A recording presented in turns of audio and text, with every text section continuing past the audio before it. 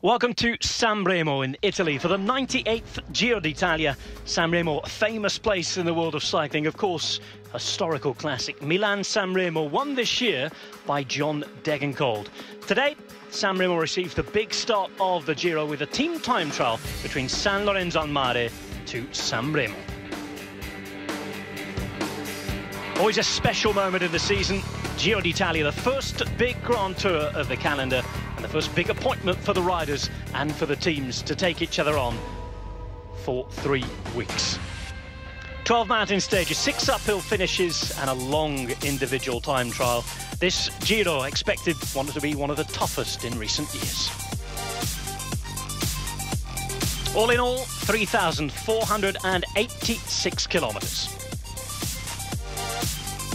Time to go live is Ashley House and Juan Antonio Fletcher.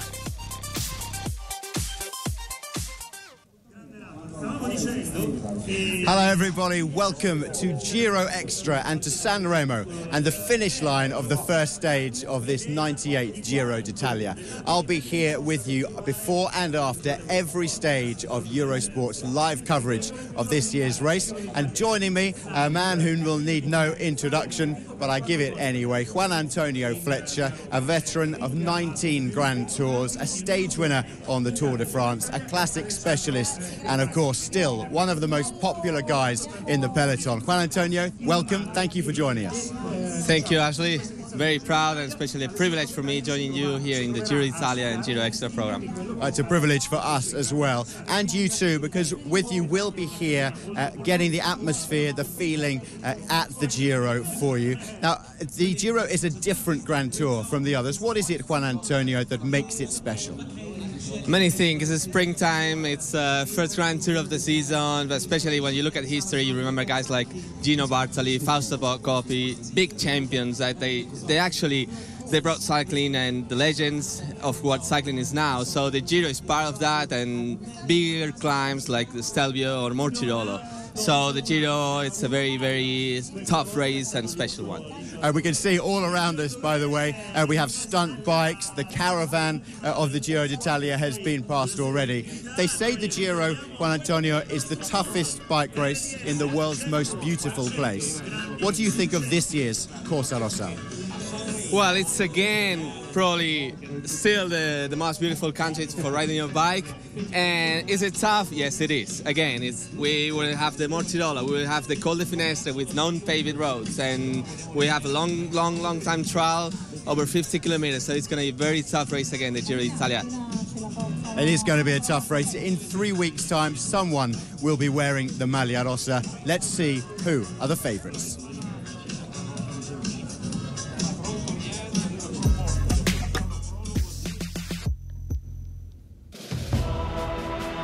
Nairo Quintana, winner 12 months ago, the first Colombian to ever win the Giro d'Italia. He was victorious with a never-ending trophy in Trieste. Rigoberto ran second for a second year running, and alongside him in the light blue, Fabio Aru. This year though, Alberto Contador returns. Winner of the Vuelta last year, so unlucky in the Tour. Time to hear from him now. El equipo tiene muchísima experiencia, well, the team's got lots of experience. También a la hora de tener escaladores en la montaña, como pueden ser Basso. Of course, we've got a lot of climbers as well. Y Roman, y bueno, otros corredores que también son muy polivalentes, como Romney, Paulinho, y luego, bueno, qué decir de la experiencia de Tosato, ¿no? Y alguno más. Tosato's good as well. Estoy contento, estoy con confianza. We've got Rovny, Paulinho, Kreuziger. I'm happy, I've got a lot of confidence. Of course, I'm going to do Giro and Tour. It's a big challenge for me. What about Richie Porte, winner of 3 of the 5 stage races he's entered this year? Best form of his life, he's 30 now. Best placing in a Grand Tour, though, came at the Giro d'Italia on his debut in 2009. Rigoberto ran second for the last couple of years. Mick Jagger, as he's affectionately known. Good guy, racing in a team that isn't built around him. Colombian time trial champion, and that could be really useful for him. For Fabio Aru, he's had problems, only 15 race days, a lot of speculation. Here is the Astana man. Well, I'm really excited to be here for the Giro. Mi dà delle forti emozioni. It's given me a lot of strong feelings to be ready to race again. It's always what I've wanted, to win the Giro, and I'm going to give it my best. He'll succeed, Nairo Quintana.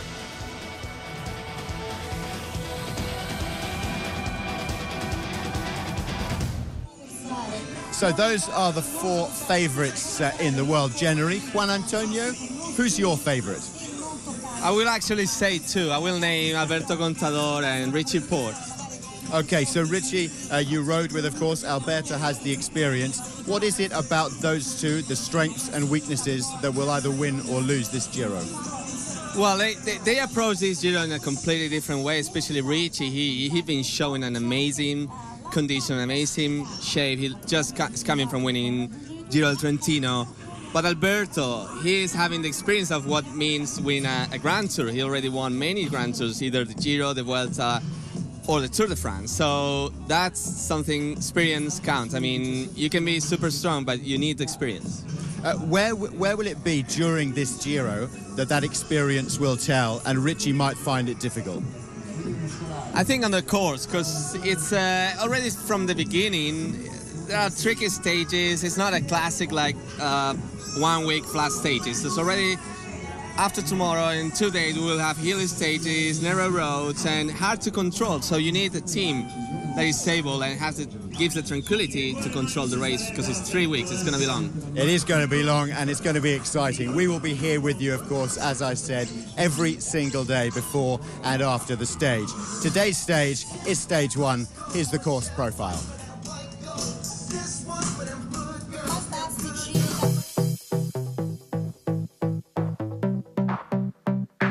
17.6 kilometers then, a team time trial on the Riviera dei Fiori, the Riviera of Flowers in northwest of Italy. It's along the bike path, San Lorenzo al Mare, all the way to San Remo.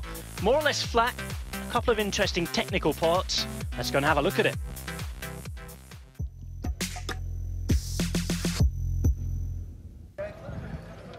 San Lorenzo al Mare, we are at the start of this team time trial, with it could be the fastest ever team time trial in a Grand Tour, because it's mainly downhill and it's a long, long straight line.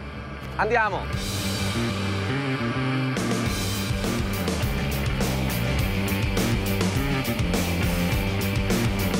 After 1 kilometer, we're about to get into the tunnel, which is 1.5 kilometers long. It's the first tricky part of this time trial. Follow me.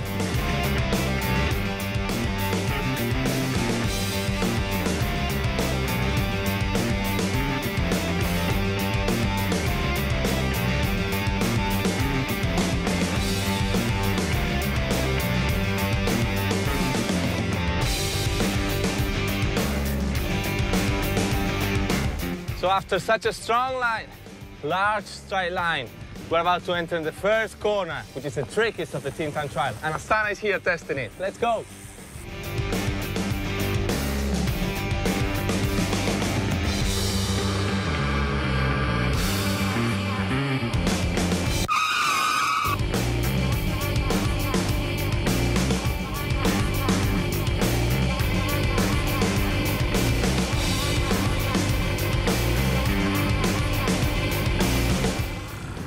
Ultimo kilometro.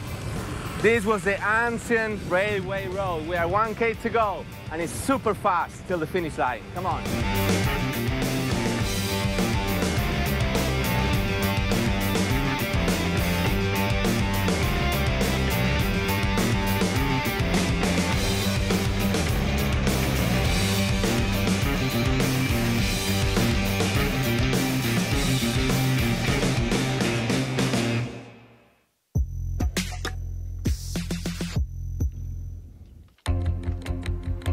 So who are going to be the favourites? Since their creation 4 years ago, Team Orica Green Edge have been a bit of a time trial specialist team. They won the Tour de France Nice time trial in 2013, and they also won the TTT in the Giro 12 months ago. Svein Tuft of Canada taking the pink jersey on what was his birthday in Belfast. Always impressive in the exercise. Let's talk as to why. Here's Matt White. Team time trial, it's what, the fastest, from getting point to point in the fastest way. And there's tactics involved in the placement of riders, and there's also tactics involved how you use certain riders. The goal for us is to win tomorrow. I think we'll be very, very competitive. We always are, whether it's the Giro, the World Championships or the Tour de France. And we've got a core group of riders who really enjoy this discipline. It certainly helps us is our roster. We have a lot of ex-track riders. So, for example, tomorrow we have 3 Olympic medalists from the team's pursuit. And Luke Durbridge is world individual time trial champion under 23. So we have a lot of time trialers or track riders in our roster. So wherever we go, there's a couple of those guys.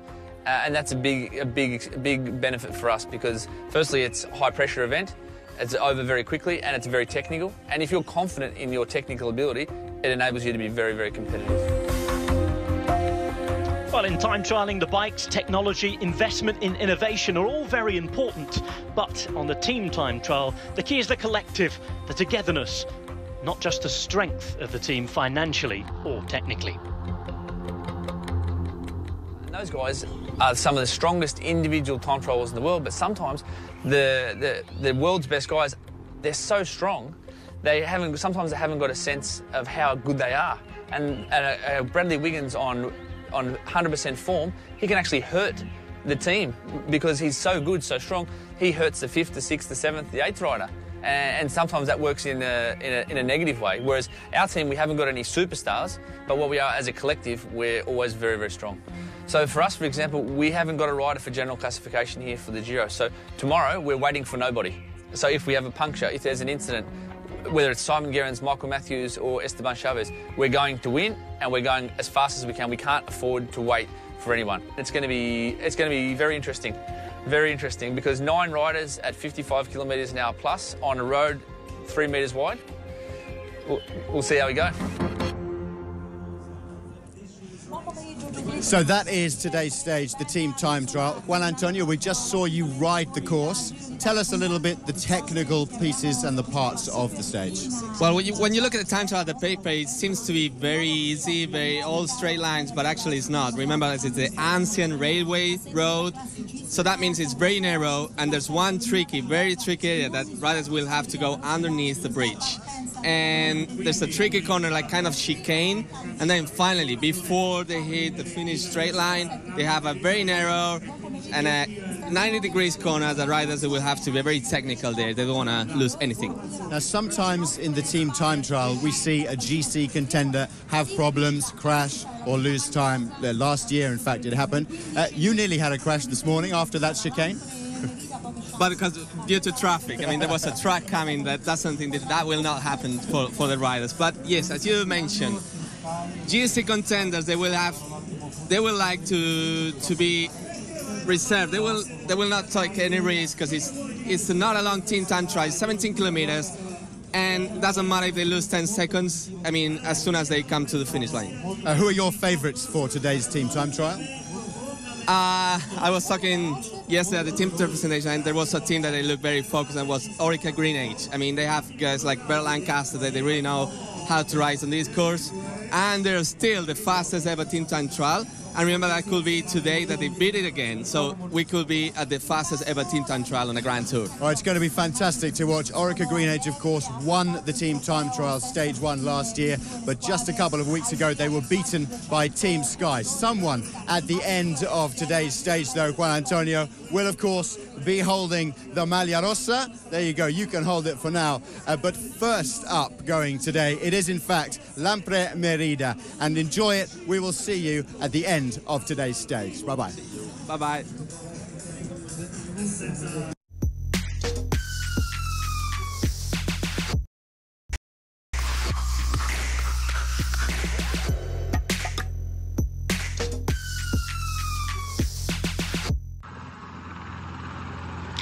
It's the 98th Giro d'Italia. Heroes, culture, food, drink, and look at that country blessed with beautiful geography, and it's giving us all ready for the Corsa Rosa. 21 days of pain, punishment, pedalling around what most will know and regard as the most beautiful Grand Tour of them all.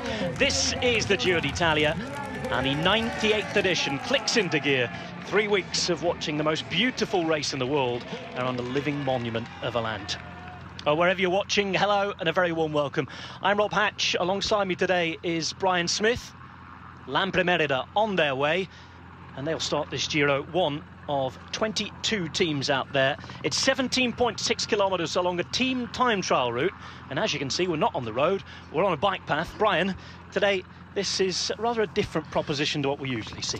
It is. This is an old railway. It's been transformed into a bike path all the way into San Remo. It just hugs the coastline all the way along. For those of you viewers that know the Milan-San Remo Classic at the start of the year, this is where obviously that classic does finish. But it doesn't go inland up the climbs. It hugs the coast all the way along. There are some pinch points that we've already seen prior to this programme with Juan Antonio Flecha. But it's going to be super fast, and it's really, really important for a lot of these teams to try and win this and take the first Maglia Rosa, because it's so important for the publicity. But there'll be other teams in this race just thinking of 3 weeks' time of taking that jersey, you know, to the finish. So it'll be a mixture of some strong teams and some strong teams just wanting to get through this team time trial today of 17.6 kilometres, just nice and relaxed and try not lose too much time. This is going to come down to seconds, Robbie, today. It's not going to come down to minutes, and I think in the overall, after 3 weeks, the Giro d'Italia is going to be won by not seconds but possibly minutes. We shall see how it goes. 21 stages to go. As you can see, the 23rd team time trial in the history of the Giro d'Italia. Teams going off at 5-minute intervals today. Of course, we've seen this bike path is very, very narrow. The team cars can only just fit alongside it at most spots, and there are a couple of sections where the cars aren't even allowed on the route. So if there's a crash today, if something untoward happens, there could be problems already for those who are trying to win the Maglia Rosa at the end of the 3 weeks. Lots of big people to talk about. We've got Age d'Azur La Mondiale coming up next, Androni after that, and then the first real contenders for the pink jersey. Astana will be fourth off. Teams to watch out for: BMC out at 3:45 local time. That is an hour ahead if you're watching in the United Kingdom, 2 hours ahead of GMT if you're calculating the times wherever you're watching around the world. Team Sky after that at 15:50. 15:55, Ethics Quickstep, another team that could win here, and they've got Rigoberto Urán as a contender for the overall. Orica Green Edge for all you Australian fans out there at 16:25. Katusha, who've just won the Tour de Romandie, both team prize and general classification, at 16:40, and Alberto Contador's Tinkoff Saxo at 16:45, with the last team out, Française des Jeux from France, at a 5:05 local time. Lampre Merida come here then with Przemysław Niemiec, the Polish rider, as their main general classification contender. He's not expected to have any serious options of winning this, but Lampre, they've got a team that is focused a little towards stage hunting and sprints as well. They've got the likes of Ferrari and Modolo for the ends of stages, and Max Riquesi as well. Brian Smith, they can almost choose their sprinters, can't they? They can, and possibly they'll have a plan to look at possible stages, as you said. Maybe looking at maybe a top 10 performance in the general classification, but they'll be happy to come away with maybe 1, 2, you know, possibly 3 stage wins. But Lampre this year, I think, have done tremendously well. They've already won a few races. They've just won the recent Tour of Turkey. And so they've come here with a very good team. Just in here, you've got the Eritrean, not the Eritrean, the Ethiopian champion just coming through, Grimi. He moved over from the MTN Quebec team into Lampre, and he's been loving it. He actually almost commutes. He goes back to Ethiopia, comes back to race, and then returns to Ethiopia. So he's got a large commute to do his races. Been racing really well. Scabel Gramai, the Ethiopian road champion, making his Giro debut. He's the African continental champion as well. On to Age d'Azur La Mondiale. They bring their Italian members of the squad here. Age d'Azur, a French team, of course, but it is an Italian who's their leader for the general classification, Domenico Pozzovivo. And he's backed up by the likes of Carlos Betancourt from Colombia, who had a good Giro 2 years ago. Didn't race last year. This is a team that needs a few results at the minute. They haven't been having the greatest spring, but they got one yesterday at the 4 days of Dunkirk. Sure, remember, you can watch that race on the home of cycling every day. This is the start of the first Grand Tour of the year, though, for Age de Zella Mondial, the 24th season of existence for this French team. How do you rate Pozzovivo's chances over the 3 weeks, Brian? Again, he's one of these riders that are going to be, you know, possibly guaranteed top 6. I don't think it's maybe possible for him to get in the top 3, but you never know what happens in the Giro. Anything can happen. We've seen over the history of the Giro. It's just so exciting to watch. AG2R, like you say, have come here with Pozzovivo. They have got Bettencourt, who looks to be as if he's riding himself in. So don't be surprised if maybe he pops up for a possible stage win. But again, a tremendous Tour de France for this team last year. Coming here with the Italian Pozzovivo to try and do something in the Giro. Age de Zella then on their way. You can see how narrow this bike path is. The car only just fitting alongside it at certain points, certainly when you get the barriers on the side of the road and the banners that go over it. And we saw a beautiful first Ligurian beach on the Riviera of the Flowers. It's the Giro d'Italia live on Eurosport. Don't go away. Back in a moment.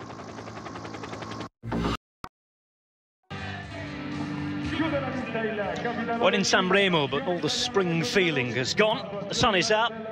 And of course, any nostalgia they might have had for Milan-San Remo disappears when riders focus on the task at hand. It's the start of the Giro, a relatively short but hugely intensive effort over this team time trial. 17.6 kilometres, nothing like the 300-kilometre long Milano-San Remo Classic. Franco Pellizotti leads the Androni Sidamek team. Gianni Savio, Direttore Sportivo. They didn't ride Tirreno Adriatico this year, but they've taken spods to Spain, France, Malaysia over the past few months. And Brian, I think we'll be seeing them in the breaks, won't we, as usual? Yes, one of the teams that always in the breaks, always trying to, you know, take their opportunities. And, you know, they've got some strong riders in here, including Franco Pellizotti. Apollonio has joined that team from AG2R, and, you know, he's been showing some signs of form coming into the Giro. Be interesting to see how Sergei Svetkov goes. Again, another strong rider. He's shown well. He's ridden in the American scene over the last couple of years. He's done well in the races over there. So let's see what he can do here. But certainly an opportunist team. Age de Zella Mondial then, as we wait for the first time check. We're due to get the time check, an intermediate time check at 9.9 kilometres into the race. And remember, you can interact with us, as always, here on Eurosport. Hashtag Home of Cycling for all your messages, comments, and even predictions on Twitter as well. We've got all this first week this week to talk about exactly who we think might win it, to see how the general contenders go. Many of you wondering where Sean Kelly is, of course, today. Sean is at home with his feet up. He's had the keyhole surgery on his knee. Just a small procedure, and he'll be back with us from the second week here on the Home of Cycling. Age de Zella Mondial then into their effort. We've got 3 teams on the course at the moment. Lampre were first off, Age de Zella Mondial here the second. Androni on their way as well. Looking overall, Brian, what do you make of the route? A hard Giro? Not as hard as recent years, perhaps. One thing that the organisation have really tried to do is have less transfers for the riders. I think that's important. It's very difficult to go a full lap of the country without incurring you know, large transfers. And you know, the further south they go down to is just kind of the top of the boot. And then they head up to pretty much the Dolomites and the Alps over the kind of last week. So it's a difficult tour, but I think there are more stages for sprinters this year than there has been over maybe the last few years. But certainly the last week and the last few days before the flat finish into Milan looks pretty severe. I think the overall contenders will want to be in contention going into that last week. With some big mountains over the stages 19 and 20, and I think that will decide who wins this year's Giro d'Italia. One thing that always has seemed to play havoc with the Giro in the last few years has been the weather. Thankfully, it's sunny and it's quite a good forecast for the first week. We know that weather forecasts can change and upset us all, but If you remember back to last year, we had the miserable weather in Northern Ireland, which did put on a great Giro start with all the crowds that were out there, but it was hard for the riders. It was hard in the south of Italy. It was absolutely teeming it down with rain. When we got to Bari, we had a very crashy, neutralised day, a horrible crash on the way up to Monte Cassino. The riders, and certainly the likes of Contador, Port, Uran and Aru, the big favourites, will be wanting it to stay as dry and warm as possible. Of course, everybody wants it sunny and dry. That's never the case in the Giro d'Italia. It was the same when I rode some years ago. We were down at almost 40 degrees in the south of Italy, and then, you know, 2 centimetres or so at Sestriere. So it's the Giro d'Italia, the way it sits in the this time of year. They always risk some bad weather. We've seen some epic stages over the Gavia, the Stelvio in the past, and you know, that's what makes this race, you know, just so fantastic. It's, you know, there's so many Italians in this race, probably more Italians in you know, the Grand Tour than maybe French in the Tour de France, or Spanish actually in the Vuelta. So it just adds that certain element to the Giro d'Italia, which makes it very special. Fabio Aru and Astana, they were the first team out on the course this morning for a final reconnaissance ride. However, their leader, Aru, was nowhere to be seen. 7 riders went out, Tiralongo joining Aru, sitting out the morning ride along the route. Fabio Aru from Sardinia, he was on the podium last year. There's been a lot of talk, a lot of it negative about Astana, given the obvious problems they had off the bike off season with the doping scandals towards the end of last year. There is Aru, salutes the crowd. Brian Smith, will he be saluting the crowd in Milan in 3 weeks' time as the winner of the Giro? I think it's going to be very difficult. You know, what he did in the Giro d'Italia and what he did last year was absolutely superb, right? But to come in here with, I think, only about 15 days of racing, the big pressure on him as the team leader, that's a different story altogether. Can he handle this pressure at so early an age? They certainly have given him a very, very strong and experienced team to help him. I think it's still going to be very difficult for Aru. I think a top 3 is possible, but I'm not too sure winning it overall is quite there yet. Maybe next year or the year after. There's a strong team for Astana. A strong team for today as well. Dario Cataldo, former Team Sky, top Italian time trialist. He's got all the experience of working in what has been a really good team time trial for Sky in the last few years. He actually won the event with Sky 2 years ago. Astana out onto the course then on the first day of this 2015 Giro d'Italia.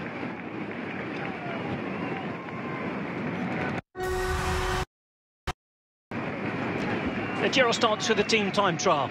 Aim of the game to get 5 riders over the line. It's the 5th man who takes the time.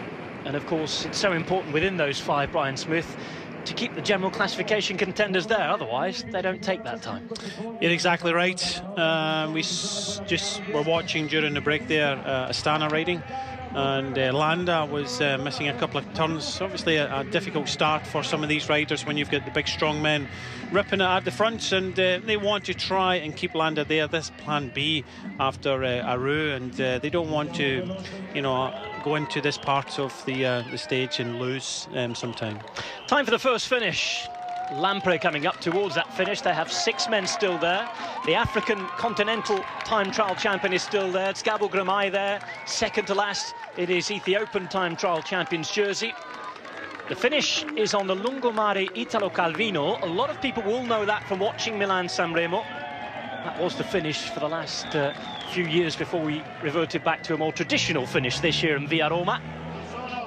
The final 400 metres are dead straight here. Lampre then looking to set the first time.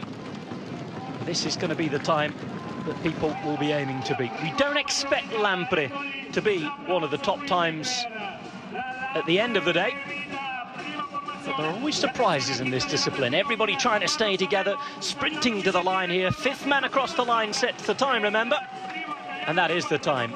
20.25, an average race speed of 51.722 kilometres per hour and over 17.6 kilometres. Lampre open the Giro and they set the first time. That was a fast average, almost 52 kilometres an hour. What is the fastest speed? I think it was Orica Green Edge. Orca Green Edge, fastest speed in Grand Tour team Yes. time trialling. In the Giro d'Italia, the fastest team time trial came in 2006.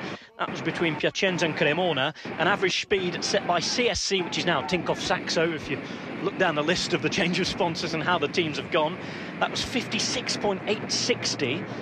The slowest, well, they haven't told us. Don't want to name and shame anyone. This is what happened a moment ago at the start. We were busy watching the first finish. Nippo Vini Fantini ever so slightly changing their jersey. And Roy Giocattoli there on their way towards the finish as well. Now, Agi Dessert, a little bit all over the place. We've watched them during the break and what have you. Not really riding through and off too much. They've got one man who's tried to save things for them, really, who's Patrick Gretsch, who's an excellent time trialist. He's by far the best in the team. He certainly is. We've got Betancourt on the front. There's only 7 riders, 9 started, so only 7 riders left. 3 kilometres to go now, and Betancourt on the front. They're thinking of the 3 weeks. I don't think it's possible for them to finish on a podium on this team time trial, but they're thinking of the bigger picture, so they're just trying to make sure that Pozzo Vivo, they're number 1 for this race, and actually is number 1 for the Giro d'Italia, doesn't lose so much time. It's a strange one, Pozzo Vivo taking number 1, because normally you have the team who won it last year taking number 1, and Nairo Quintana isn't here to defend his jersey. Maybe that's upset the organisers a little, and they've taken the number 1 off Movistar. I'm not sure what's happened there. Well, normally number 1 goes to the person that won that race last year, which would be Nairo Quintana. So Quintana's not here, so what they've decided to do is just do it in alphabetical order. AG2R is the first team, so if you're wanting a team for to maybe get that number 1 in the future, and if you've got maybe 15-20 million, Rob, make sure your team starts with an A, your sponsor, and you might get number 1. Something to think about when I invest my millions. Got to win them and make them first. One of the narrower sections of the road here.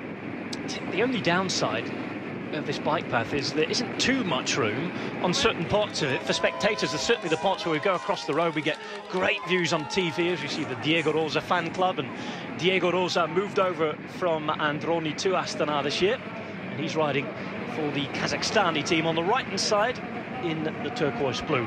On the left we have the Trek Factory Racing team. Trek Factory Racing in their white and black uniforms. They come here without any grand general classification ambition, more or less a squad cobbled together in the hope of picking up a stage win or two. Now, normally in the team time trial you'd have to watch out for them because of Fabian Cancellara, but he's not here, Brian. I think traditionally Trek Factory Racing in the teams that this is morphed from is always shown well in team time trial. They have got Giacomo Nizzolo is a very good sprinter, and possibly a points winner in 3 weeks' time. They've also got Boy Van Poppel, Fabio Fellini, and even Marco Coladan for potential stage wins. So I think they've come here searching stage wins, certainly with Nizzolo. Good lead-out train there, and I'm expecting Nizzolo, who was so near but yet so far last year in stage wins in the Giro d'Italia, just been beaten into kind of second and third a lot last year. Agi Dessert Mondial have 7 riders left as they come into the final 400 metres. We shall see if they can beat the best time so far set by Lampre Merida. We're expecting it to be a fast day today, certainly from the teams who necessarily don't have a general classification contender and want to take that risk to take the first pink jersey, but those who do have GC contenders can't afford to sit back. This is Agi Dessert Mondial from France, and they're going to set the fastest time out of the 2 we've seen so far. 11 seconds faster than Lampre Merida, so they can leave the throne, back to the bus and prepare for stage 2. There is Domenico Pozzovivo right in the centre of your screen. 20 minutes and 14 seconds. The team a lot of work trying to get the time trial back to fit him. He's one of the shorter guys in the peloton. Trek Factory Racing on the way then. San Remo turns pink. First pink jersey will be given out. after a team time trial. It's the 9th time that the first Maglia Rosa will be given out after a TTT. The last 3, Sven Tuff last year, the Canadian for Orica Green Edge, Marco Pinotti in Turin, and the 150th anniversary of the unification of Italy in 2011, and Britain's very own Mark Cavendish in 2009, the last 3 pink jerseys after a TTT.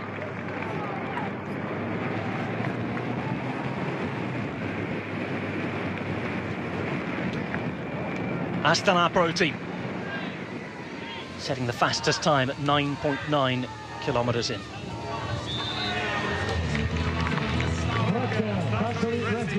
Well, we've already seen Trek Factory Racing out there. This was their start.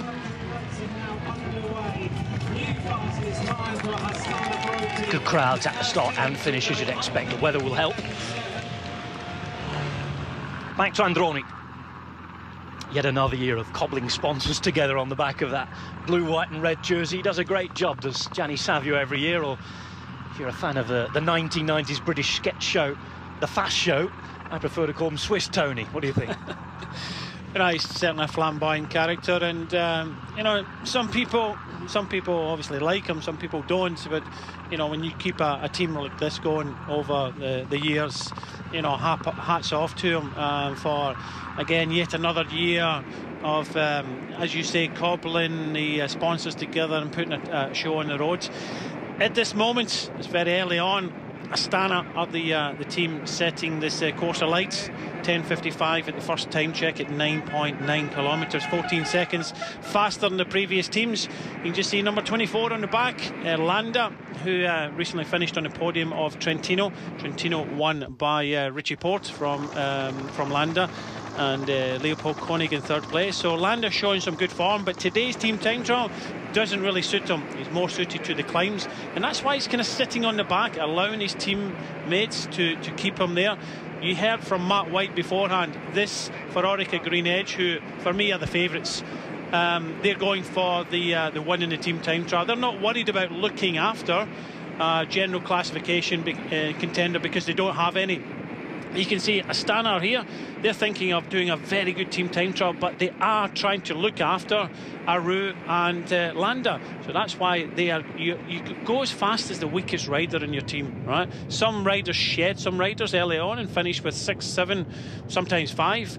But looks as if Astana want to keep the whole team together, look after Landa, and make sure he doesn't lose any time.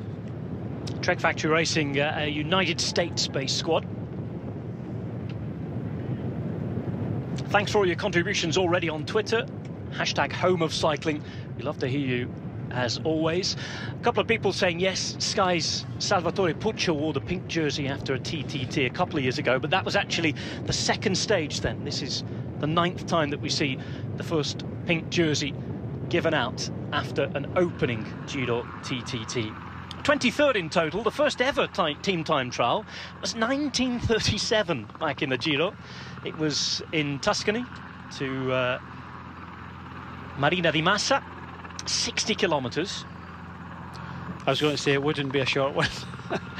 Not back in those days, and average speed still 43.9 kilometres per hour. If you think of all the advancements in technology and what have you. When you consider, Rob, team time trial traditionally was a 4-man team. They had it at various events, the World Road Race Championships. It was 4 riders over 100 kilometres. Odd school, isn't it? Androni Sidermek. Sidermek, one of the new sponsors that's been brought on this year. Time to beat is 20 minutes and 14 seconds. The odds for Androni today were 500 to 1 to win this. They're not known for their team time trial skills. They're not known for working too much on the discipline or their equipment. Looks as though they're going to be more or less as respectable as Agio de Sella Mondiale and Lampre.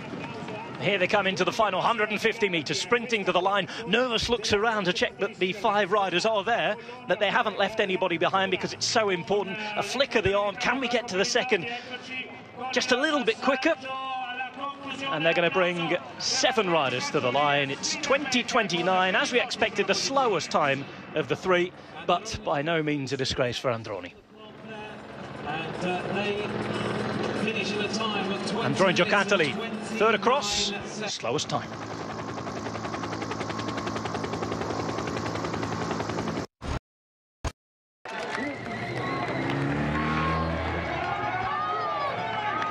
Astana into the final few hundred metres, looking to set the fastest time so far. They've kept a lot of men together, the entire squad working really, really hard, all 9 riders. The time to beat, set by Age de Zella Mondial 2014, and it looks as though they're going to do it quite comfortably. The question is, will it be good enough for the pink jersey at the end of the day? Astana Pro Team racing towards the line. Fabio Aru, their leader, remember. Astana coming to the finish. Pink balloons around, will be there to celebrate victory at the end of the day. Not sure. 19 minutes and 39, an average of 53.740, 35 seconds quicker than the fastest team so far, but not really a surprise. We knew that they'd be stronger here, Brian. Yeah, they obviously set out with a plan of keeping everybody together. 9 riders finishing there. Aru just cruises across the line in the first place of that team. Already in the course, they were 14 seconds up, and the previous teams in front of them finished with 35 seconds in hand. But there's so many other impressive teams still to come, and they're not thinking of finishing with 9 riders. They're thinking of possibly finishing with maybe 5, 6 riders and trying to win the stage. So I think we're going to see faster time on this course today. BMC come with Rick Zabel here, who's the youngest rider in the Giro, 21 years of age. His father, Eric Zabel, of course, a former multiple stage winner in Germany. Had his problems with doping back in the day as well. Different era, of course, though, but his son Rick is there racing against a guy who, Eric Zabel, used to race the finish in Alessandro Petacchi, the oldest rider at the Giro. Funny coincidences. Rick Zabel, though, was present to speak to us before this Giro d'Italia, the youngest rider out of the 197 that are at the start today. Here we are with a young rider, big name in cycling, and Rick Zabel, first time ever Grand Tour racing is the Giro d'Italia. Tell us the opportunities you're looking for here. Yeah, I'm really excited to do my first Grand Tour. It's a big challenge for me, but yeah, I'm looking forward and I'm happy to do it. 21 years old.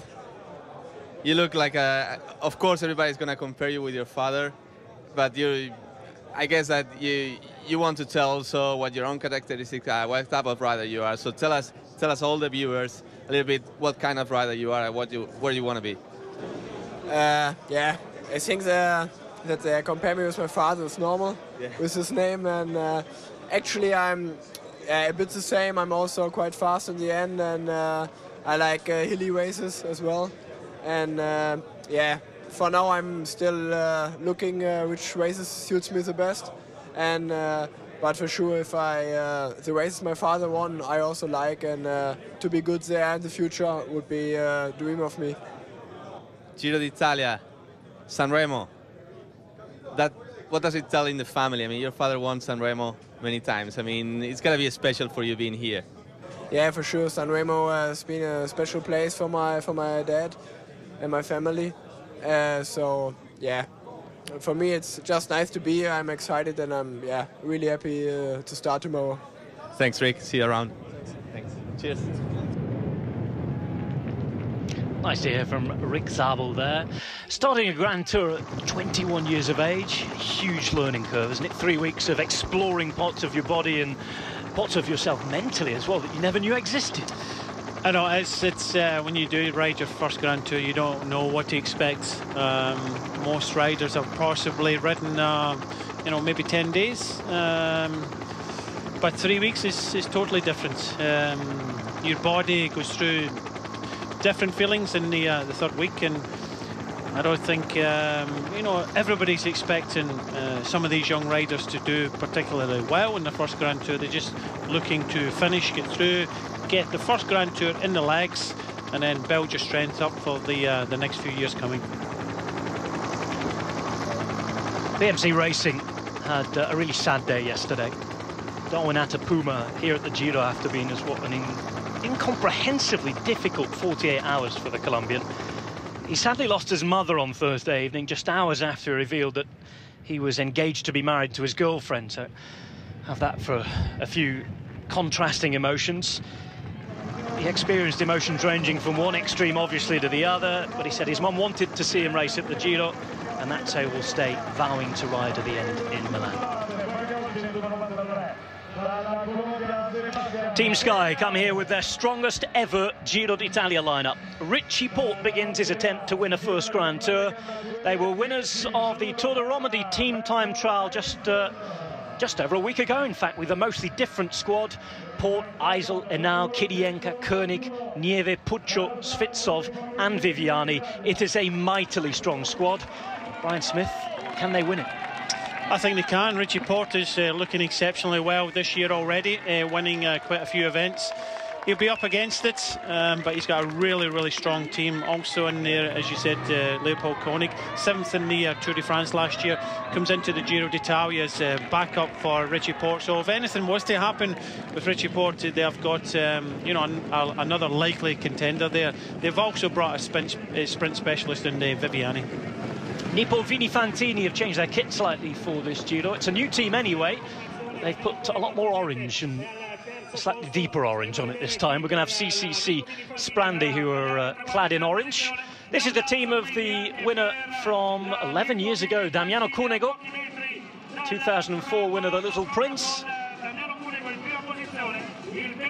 Third position at the moment for Nippo Vini Fantini. Again, another team who we didn't really expect to be up there today.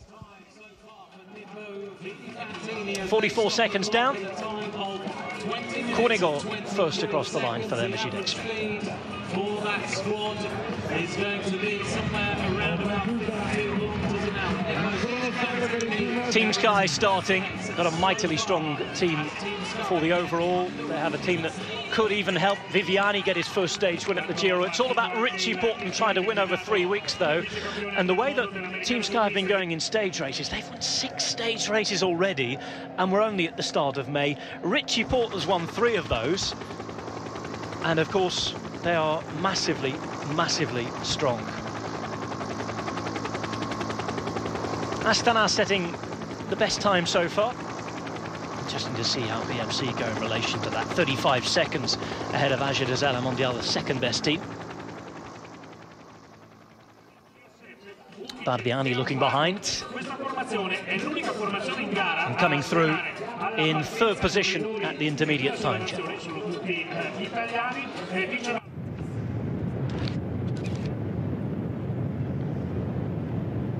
Another team coming here looking to try and do something overall is Ethics Quickstep. And of course the music's on, the warming up. Tom Bonen at the start of that shot there, ready to make his Giro d'Italia debut. And I know it's something that he is heavily looking forward to. I think it would be a good motivation for him. He rode the Tour of Turkey for Mark Cavendish and was very successful there. So that was after his bad crash in Paris-Nice, coming back. But just looking here at the rider we were talking about, number 42 on the back for a BMC.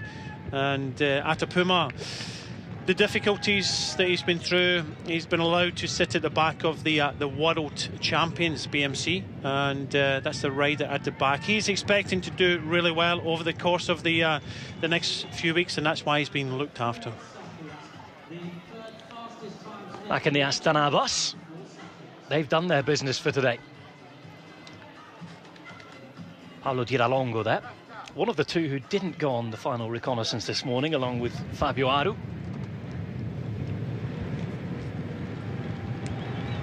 It's incomprehensible what Darwin Atapuma is going through at the minute, that range and mixture of emotions. Of course, and the distance doesn't help as well. His family all the way back in Colombia. But I know that he's told a few colleagues of ours that he is desperate to get to the end in Milan and race in his mum's memory, really. But the thing is, Rob, this team is world champions at this discipline. They have got Gilbert, Buchwalter, Burkhardt, Caruso, Dillier, Kung, Moynard, Rick Zabel, who we've just heard from. That's just an exceptionally strong team. Add in Atapuma, just kind of hanging in the back there. He'll be saved for the overall, and they'll be thinking of maybe a stage win for him. But at this moment, is Atapuma going to help this strong team get podium in this team time trial? I don't think he is. So they've gone out with a plan. But is that plan going to have an effect on where they finish at the end of today's stage? We're about to see how fast Trek Factory Racing have been on the brakes as they come on to the Lungomare Italo Calvino. Italo Corvino, of course, was a famous writer and resistance fighter. Born in Cuba 1923 to an Italian family. Returned to Sanremo just 2 years later. Lived in several different Italian cities. Died in Siena in 1985. A major Italian novelist in the second half of the 20th century. What sort of story are Trek Factory Racing going to ride here, though? Not one that is going to be the bestseller, I think. Not as quick as Astana already, and that time drifting down towards that of AG Desert Mondial, the French team, who posted a time of 20 minutes and 14 seconds. And just look at this, Rob, 4 riders, 1 rider just hanging on, so this clock's going to stop on the 5th rider there. So a very difficult team time trial there for Trek Factory Racing. They've obviously thought no overall contender, they're going to try and go for the stage win. And also the fact of keeping Nizzolo, who was just finishing on the left-hand side there, try and keep Nizzolo up there, because with possible time bonuses and sprints, you could possibly take the Mille Rosa in the next few days. With Team Sky, and on Italy's floral coast, the Riviera dei Fiori, who'll be the first pink rosa? That's the question. Will it be somebody from the Sky team? Remember, they did take the Maglia Rosa in stage 2 team time trial 2 years ago. It was when Bradley Wiggins was attempting to win the Giro d'Italia. Of course, that ended in tears, really. Nasty weather and some awful crashes getting in the way there.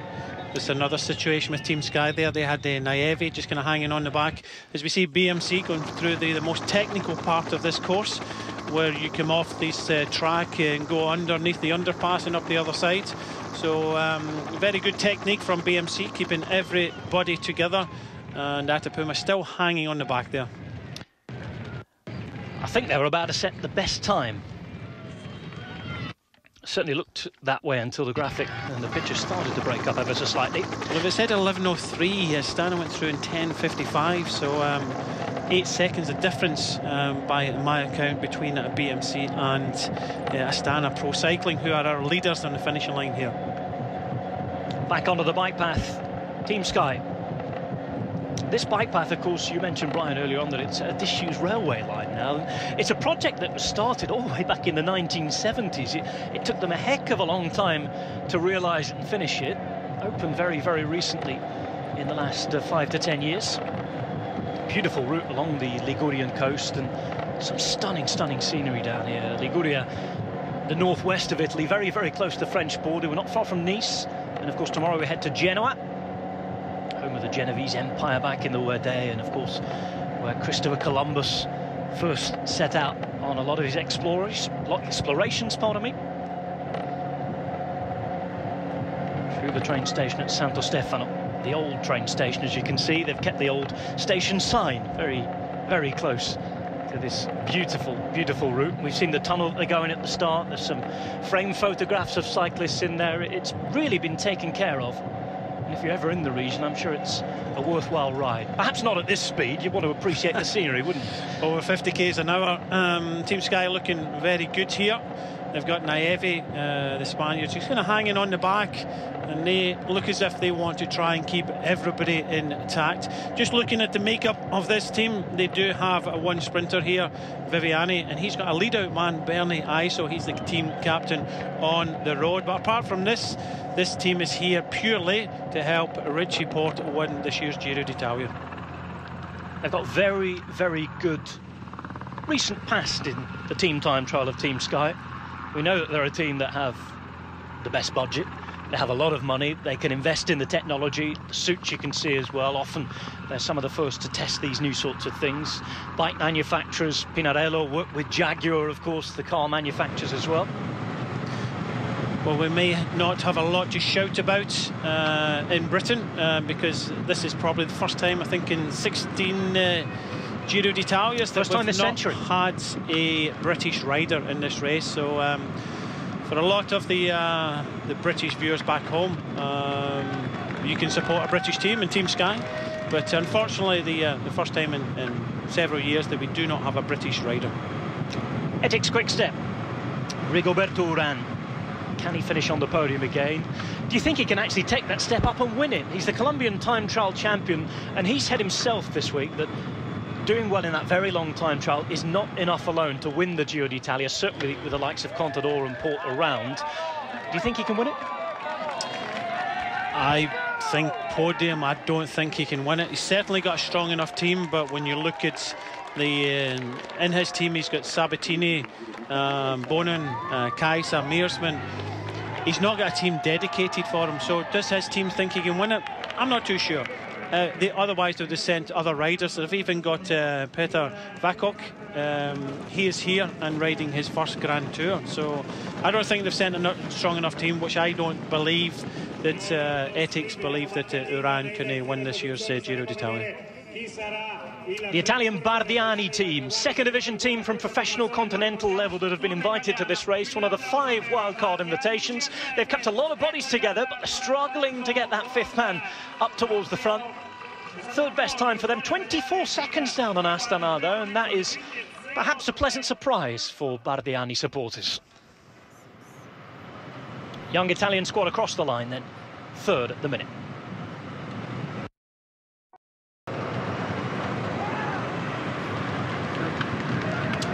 Tour of Italy starts in Italy's northwest coastal region of Liguria. The Grand Depart was in Genoa for 3 years, 1980, 1992 and 2004. Once again in Sanremo in 1987. And this is the 11th time we've had a stage finish in Sanremo. So it's not just the Classicissima and Spring where we see Sanremo in action. Giro does like to visit. Last time we did visit was a long time ago though. Fans from the Republic of Ireland will remember it. A certain Stephen Roach doing well on his way to that Giro Tour and World Championship triple in a season. One to watch with BMC Racing coming to the finish. They set one of the best times at the intermediate check. Not the top time. Can they set the top time at the finale though? Finish line is approaching, and what a day it would be if they could get Darwin Atapuma into pink in his mother's memory. He's the number 42, look out for him. Can he cross the line first? That is the question. The bigger question though is, can they set the best time? I don't think it's going to happen for BMC this year. It's definitely not going to happen for them. They've just gone past the team at the time of Astana. But it does look as if they have looked after Atapuma. All 9 riders, the world champions, across the finishing line with a time of 19:51, 12 seconds down in Astana. But again, the ploy here was to keep the whole team together and look after Atapuma, make sure he doesn't lose any time, because he could be a feature when it comes to the final week and possibly podium for BMC. From a United States team with a Swiss heart to a wholly Swiss team. Yam Cycling on their first year at the World Tour level. It's their first Giro d'Italia. They rode the Tour de France last year.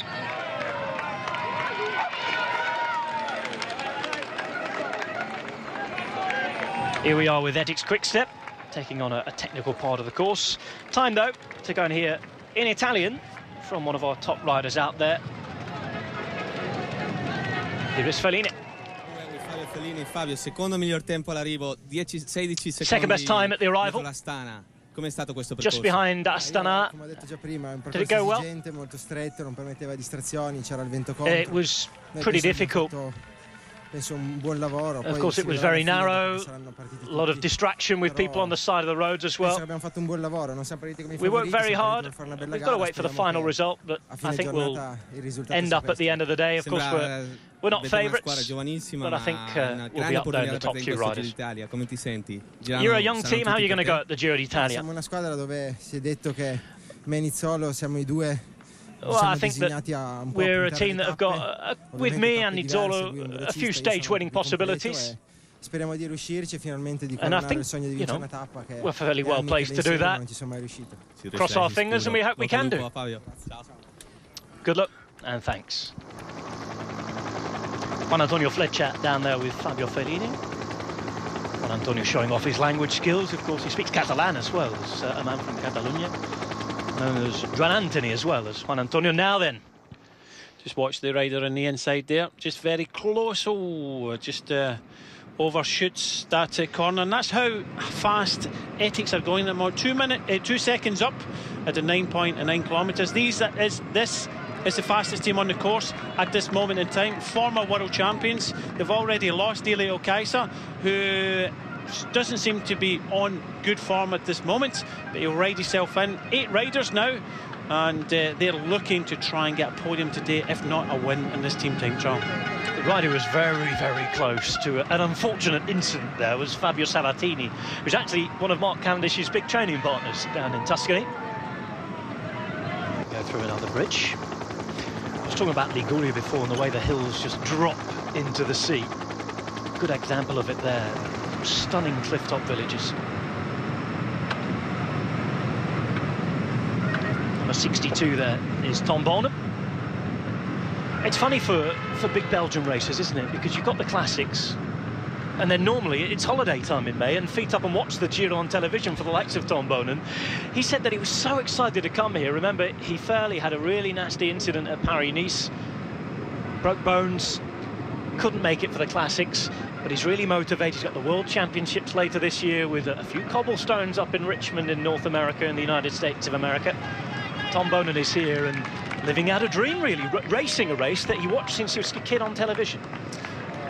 Yeah, I think it keeps him motivated, certainly. First time in the Giro d'Italia for Bonham. He doesn't know what to expect. He has ridden, Grand Tours before.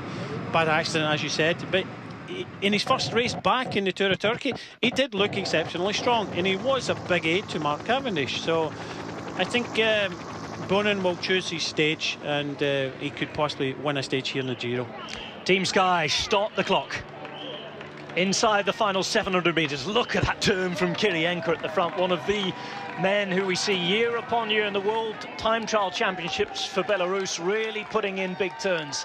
Here he is for Team Sky. One final turn back onto that Lungomare Italo Calvino.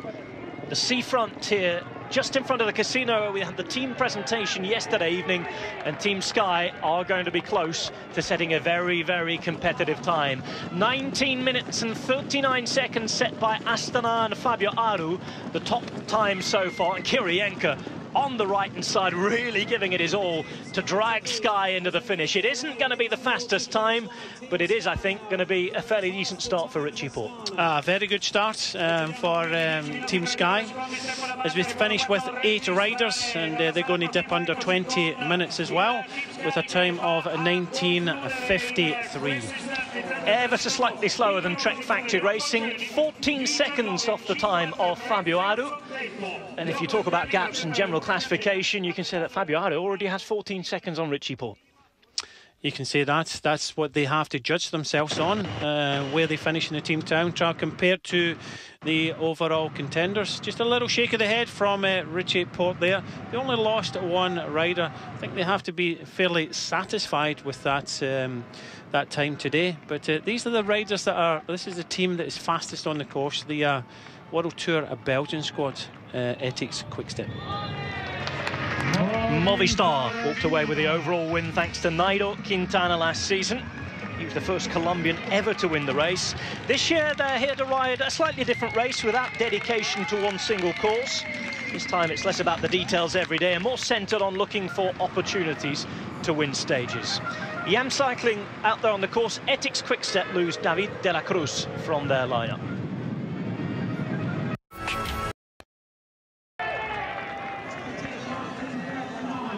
Ethics Quickstep looking to set the fastest time so far. Who are they going to send into pink if they get the stage win, though? Will it be Tom Bonham on his Giro debut? Rigoberto Urán, the team leader, goes to the back. They've got a mightily strong team as they race towards the line. 19:39 is the time to beat. Astana set it. They may well just be outside it, though. I think they will be, in fact. It looked as though when they came around the corner that they were looking really, really nailed on to set the fastest time. In the end, it's 6 seconds faster and still a smile on the throne there for Astana. They remain the top team on the day. And Tom Bonham attempting to get into the pink jersey. Today will fail, but they're going to be close. And with time bonuses this week, you just never know. 6 seconds down. 6 seconds wasn't a lot in the end, but we still have some very good teams to come. For me, the The favourites has to be Orica, Green Edge, and Tinkoff Saxo. I've got a very, very strong team as well. I think that for me they're the two favourites of this team time trial today. Well, Alessandro Petacchi, 41 years of age, packed for another Giro d'Italia. He's won 22 stages down the years. Only 2 men have ever won more Grand Tour stages than him. Absolutely incredible. Petacchi wore pink on the first day when he won the 2003 sprint in Lecce in the southeast of the country. But now we're with Movistar. Movistar last year, who came here aiming to win and winning very comfortably with Nairo Quintana in the end. He's aiming for the Tour de France this year. So he sent his brother along there, Quintana. There it is here, and he also sent his best wishes through Twitter as well, wishing his teammates the best, as we see Jan Seiting of Switzerland come through the intermediate time check.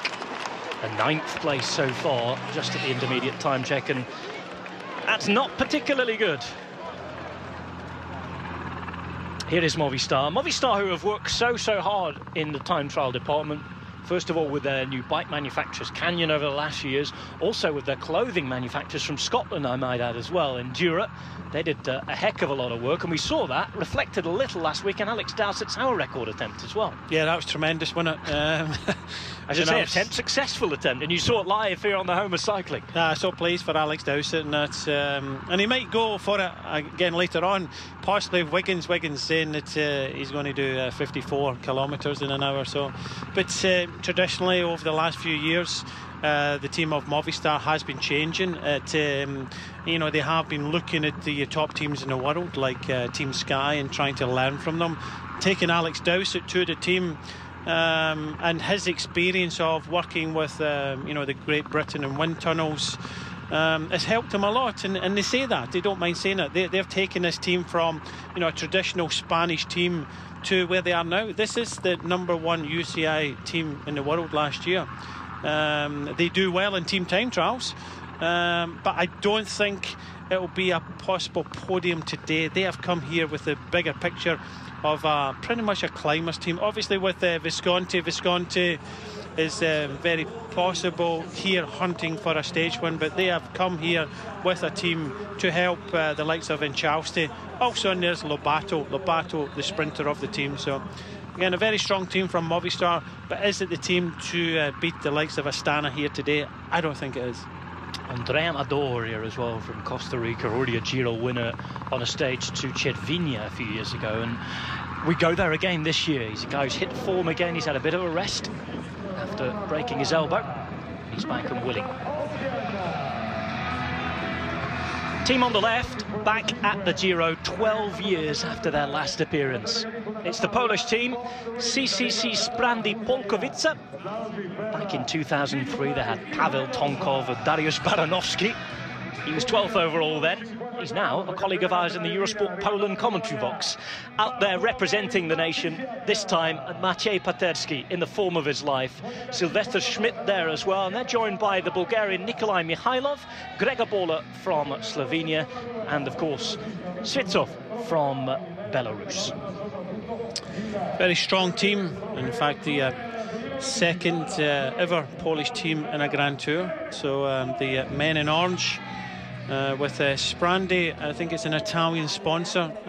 It's actually owned by CCC as well. It's another footwear brand. They're both the same company, and they're showing off both of their brands, I've been reliably informed. Good, and nice to see them in the Giro d'Italia. A little controversy when the teams were announced, the wildcard teams. 5 wildcard teams in this race with 17 World Tour teams, so 4 of them going to the Italian teams, with the Polish team giving the nod from the organisers. A lot of Sprandi advertising boards up at RCS races this year. Team giant Alpecin not going to set the fastest time. No general classification aim really for them this year.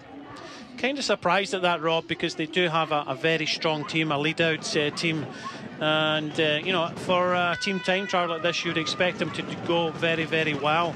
at the front there, Luka Misgits, you know, won the last stage last year in the Giro d'Italia and has come here thinking of potentially the points jersey and stage win. So I would expect this team to do a little bit better than they have done here today, finishing with a time of 20 minutes and 15 seconds.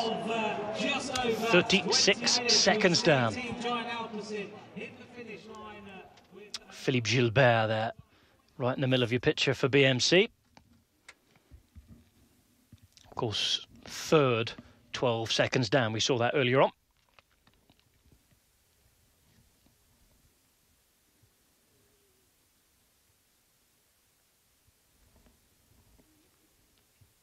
Second at the minute, Etixx Quick Step, 19:45, 6 seconds down on the top time set by the team from Kazakhstan, the team with their Italian number one, Fabio Aru, Italy's big hope at the Giro this year, racing for Astana Pro Team.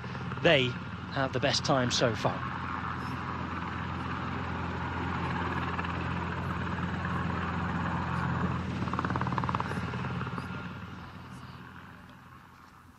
Astana with the top time thus far. Fabio Aru coming across the line first, hoping to get that pink jersey already. He wants the experience of having the Maglia Rosa on his back. Of course, if a favourite were to take the Maglia Rosa here, I don't think they want it all the way to Milan. It's a lot of responsibility to take, given the fact that even in this first week, Brian, we've got quite a few stages where we're going to see a few people have to be really careful of losing the Giro d'Italia. Nobody can win it yet, but there's a couple of mountain stages. I think it's stage 5 where we already have an uphill finish. The thing is, you can't hold back in a Grand Tour like this, and you know, especially in the team time trial, because it's bragging rights, and you know, every team wants to win this team time trial. It means a lot to the whole team. It's not often you get you know, a team to stand with your teammates in the podium, because it's such a kind of individual sport. You ride all day for your sprinter, he wins the stage, he gets on the podium, so it's nice to be on the podium with your whole team. So you can't really hold back. But if Aru gets that pink jersey, I don't think he'll be wanting to try and defend it in the first week. We've got Richie Port. Here he is. How was the course? It was pretty, I mean, it's just terribly fast. But, I think we were good today. Everybody was pretty smooth and solid. I don't know the time gaps yet, but I think, you know, we did a good job.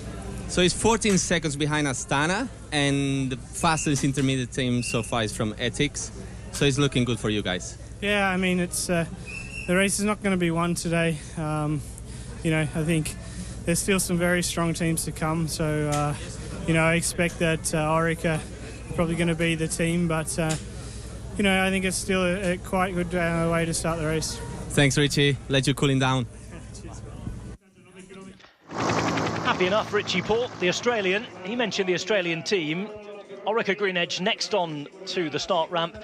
And can they beat this man and his team from Kazakhstan? It's the Italian Fabio Aru, the youngster from Sardinia. A lot of talk, a lot of noise about this man in Italy. Of course, he had a bit of a controversial build-up. He's only raced 15 days before the Giro d'Italia. The aim was to race around 19 days. But of course, there was this talk that he lost a lot of weight. He got dysentery, apparently, at a team training camp. He spent a lot of time up at Sestriere altitude. But of course, there was the incident with Greg Henderson, the rider from Lotto Soudal on Twitter, who was intimating that his biological passport might not be all that it seemed. It was a strange thing to happen on Twitter, given the fact that all the libel laws and everything that surrounds it. But of course, it was all cleared up. Greg Henderson apologised afterwards. But it did a bit of damage to Fabio Aru. People saying things that perhaps, well, obviously, he didn't want them to say about him. Yam Cycling coming in towards the finish.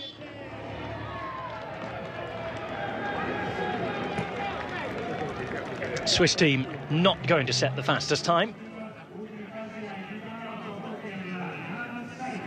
Or I might be wrong. They're doing okay. They were very, very struggling at the early part, at the early time check. In fact, the first instinct was right. They're not going to set the fastest time, but they've improved a heck of a lot in the second half here. They definitely have. They just lost Roger Kluger just in the background there, the sixth rider. But they do have 5 riders, and the clock will stop at 19 minutes 51. Really good time from Yam Cycling, 53.198. It's a Giro d'Italia debut for them, and they have had a really, really good day. Sylvain Chavanel riding the Giro d'Italia. Orica Green Edge, big candidates to repeat their Belfast victory and pink jersey of 12 months ago. Svein Tuft, out with an injury picked up last week in the Tour de Romandie, isn't here to pull on the pink jersey again. Who will it be? They've got a mightily strong team. No GC contender to worry about. They're here to win stages. They said they want the pink jersey again. Remember, Michael Matthews wore it for 6 days last year. He's here again, as is Simon Gerrans, who returns to the Giro for the first time since he won a stage with the Cervelo test team quite a few years back. Brett Lancaster is a former wearer of the pink jersey as well. And as a future general classification project, they have Esteban Chavez from Colombia, 25 years of age. A really, really promising rider. And one man we mustn't forget as well, Peter Weining, another former wearer of the pink jersey. So they know what it's like in this team to have the jersey. They know how sweet it tastes. Will they be having another sip later on today? I think they will. They look as if they are the fastest team. With the amount of talent they've got in here, with the likes of Durbridge and, Hepburn, Lancaster, Sam Bewley. Michael Matthews, there's so much talent. There's, former Olympic and world medalists in team pursuits, and, they've got the veteran in there, Brett Lancaster. It's, I think it was the prologue he won to take the jersey, wasn't it? A 1 kilometre prologue when he had that jersey.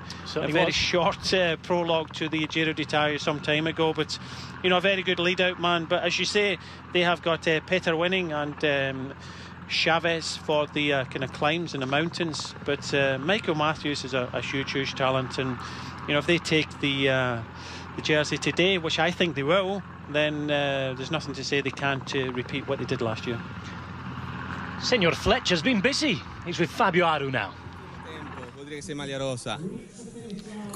Best time you could be in the Maglia Rosa. How is it? Well, we hope so. We're waiting the rest of the times. I'm really happy with what the team's done for me. Of course, I'm really happy to be at the Giro. I'm feeling a lot of love from the fans today, which is really amazing. And of course, we hope to take the win. And of course, you were talking about the group and how it went. You were very strong in the team. Yeah, we've got a really good group for the climbs, I think. We've got a massively strong team. We can make the difference. We've been training a lot together. So I think that's the most important thing. Thank you and good luck, says Juan Antonio Fletcher, with Fabio Aru down there, waiting to see if he will be the winner and the Maglia Rosa wear at the end of the day. Back to the start ramp in San Lorenzo, that's making its Giro debut, by the way. The town's never before hosted a stage, either as a start or a finish. And it's time for a team that have had a pretty miserable start to their latest incarnation. Team Lotto NL Jumbo, out of the ashes of Blanco, Rabobank and Belkin. They didn't have a win all season until the start of the Tour of Yorkshire. Second stage, in fact, when Moreno Hofland won. Now they come here with just 8 riders. George Bennett yesterday having to pull out. Now Lotto NL Jumbo are a member of the MPCC, which is a pressure group that tries to pressure for stronger levels and stronger controls, medical controls of riders to prevent doping. And George Bennett, the Kiwi rider, returned low cortisol levels in the test taken on Thursday. That indicates that he's not currently at optimal health, and unfortunately for him and the team, he's had to pull out. Movistar into the final 500 metres and looking really good here. Yeah, good team as expected to ride very well in the team time trials, and they've come here with a traditional climbing team, but these have gelled well together, and I don't think they're going to be #1 slot, but they give their climbers a little inspiration. Well, Fernandez can time trial in Charleston, can time trials in Jonis Aguirre, improve a heck of a lot in the discipline. And it looks as though it's going to be the 3rd best time so far. So Movistar quicker than a lot of teams that were expecting to be quicker than them, including that Sky. Movistar across in third, 8 seconds down on the best time by Astana.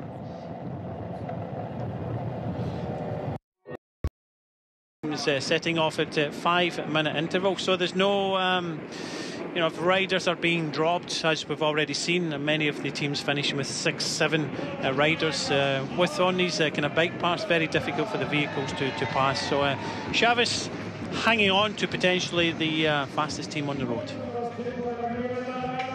Lotto Soudal are about to start. Adam Hansen starts a Grand Tour again. I think it's fast becoming a UCI rule. You can't start a 3-week race without him.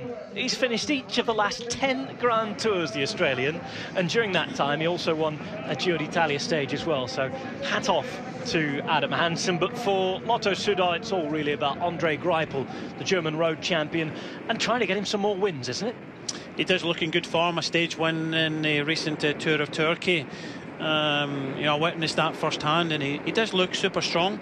But let's not forget Jürgen van der Broek. He's looking a bit better this year. Up contract at the end of the year, and again, he's been in the press over the last kind of couple of years that he's not overly happy with that team and possibly looking at something else. So Jürgen van der Broek is their general classification rider, but they are definitely here with stage wins in mind with Greipel. Alessandro Petacchi leading southeast into the final few hundred metres of an area and a bit of road that he absolutely loved as a rider. Milan-San Remo finish. He's not going to be pulling on the pink jersey as he was in Lecce in 2003 at the start of the Giro d'Italia. But Southeast are about to finish, and I think it's going to be one of the worst times that we've seen so far today.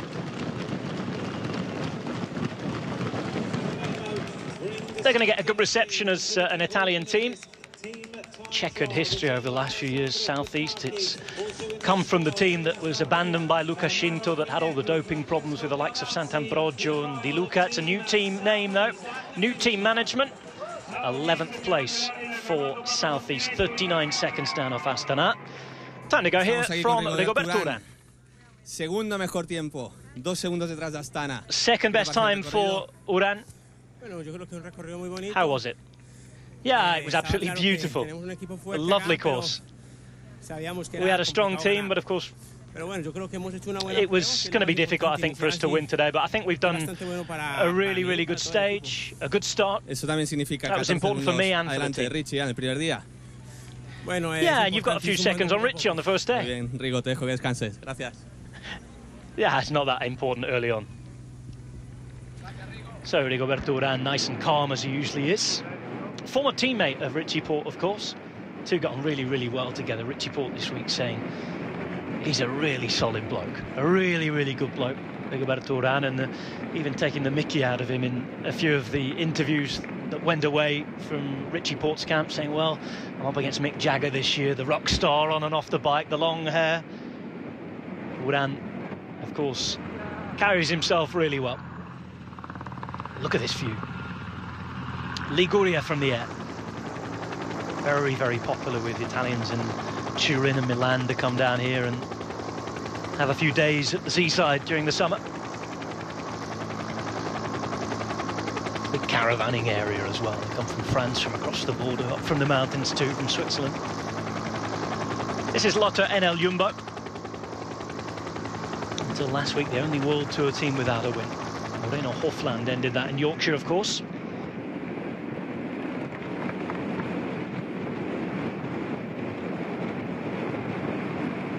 It's May in Italy, though, and Orica Green Edge are fighting for pink. They had it in Belfast last year.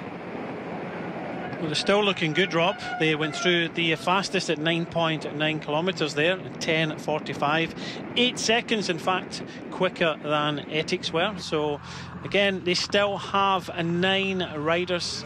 Chavez still hanging on to the back, and Aru, the 24-year-old Italian rider, sitting on that seat there as the fastest finishers, and he was the first across the line. But he'll be looking at the television now to see the time checks and all 9 riders here for Orica Green Edge, and it does look as if they're going to repeat the feat that they did in Belfast last year.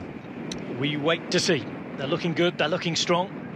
Of course, Svein Tuft missing is a bit of a miss for them, but as you've gone down the list and talked about the strong riders, the likes of Turbo Durbo, Luke Durbridge, of course, in this squad, Brett Lancaster, we've talked about, a lot of other strong riders here in the discipline.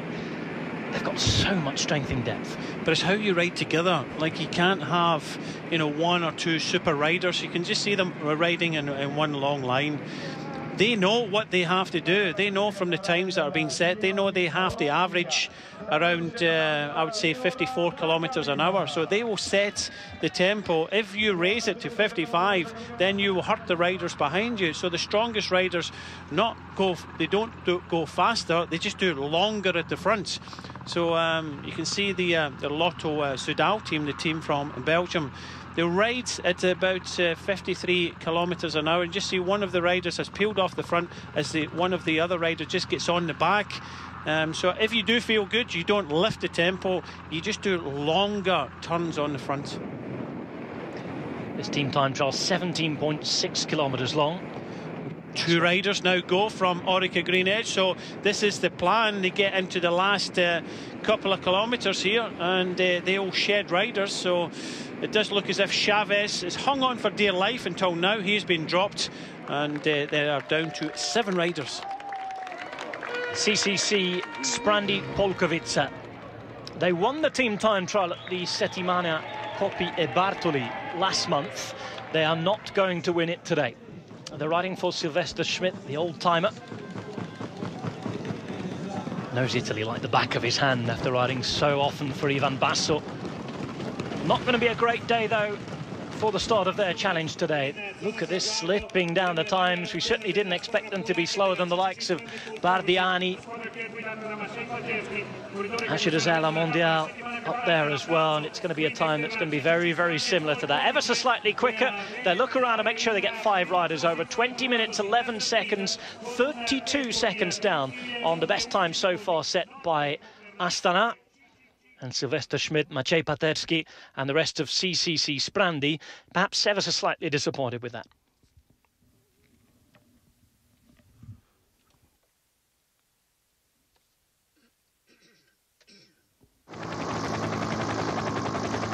Lotto NL Jumbo. Now, we saw Orica Green Edge go past the 2 kilometre to go mark not so long ago, as we see this very, very technical part of the course. This is the worst. Yeah, this is the worst technical part of the team time trial. The left-hander, then a right-hander, then underneath this bridge out the other side. It rises slightly uphill after this turn. So Lotto NL Jumbo, the team that's more from Rabobank from the Netherlands, started with 8 riders. Everybody else started with 9 riders, but unfortunately for Bennett, he was not, on health reasons, he was not allowed to start. So Orica Green Edge still setting the fastest time. They were 8 seconds up in Ethics Quick Step at the 9.9 kilometres.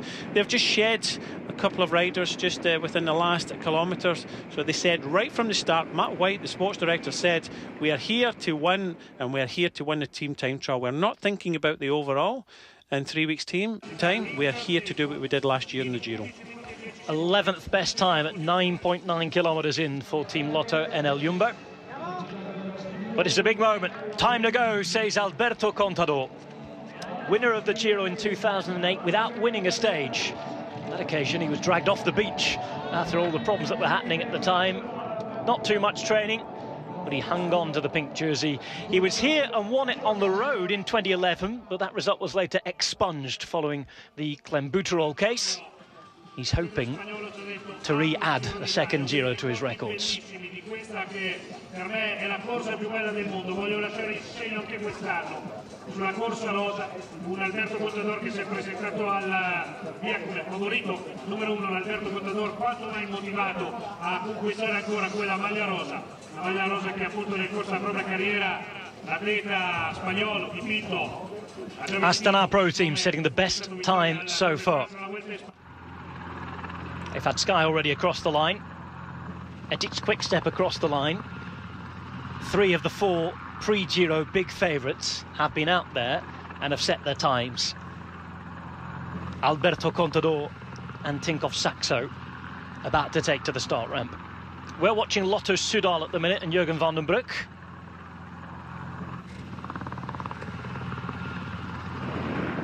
This is Orica Greenedge. Not so long ago, going past Alfred Nobel's old house, the Swedish scientist of dynamite and, of course, later posthumously Nobel Prize fame. And if you look close enough, if we ever get a chance to see it, you'd see his old back gate. Of course, born in Sweden, lived the latter part of his life in San Remo, where he died.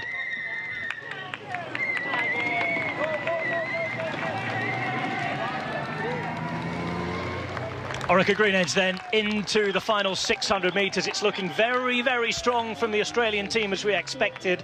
What sort of time can they set? Can it be quicker than Astana Pro Team? At the minute, it looks very, very good as they're about to take the final turn in towards the final part of the course. They have their men left. They have enough men to get over the line. They've got to keep them together. Who is going to be the man they're going to put into the pink jersey if indeed they too succeed? They're working hard. They're desperately trying to get over the line. They look around, they see that they have 6 men left at the minute. It looks like it's going to be a super time from Orica Greenedge. I'm not sure anybody's going to be able to beat this. It's Orica Greenedge to go across the line again. 5th man takes the time. 19 minutes 26 seconds, 13 faster than Fabio Aru and Astana. They will not be taking the pink jersey. Perhaps Simon Gerrans, perhaps Orica Greenedge will be. Top team, top time, and Orica Greenedge across the line. And if I'm not mistaken, Brian, that was Simon Gerrans on the right-hand side. Yeah, it certainly was. Gerrans takes the team across the finishing line there with Michael Matthews looking good in second place there. So that is the fastest time. I think this is a team that can really challenge them. Contador has come here to try and do the double, win the Giro d'Italia, then go on and win the Tour de France. This is a very strong team, a time trial team. When you think of Boaro is there, very good time trials, Jo Jensen, Kreuziger, Paulino, Michael Rogers, Ivan Rovne, Matteo Tosato. This is a very strong team that Contador has brought with them. Dmitry Konashev not happy with this situation.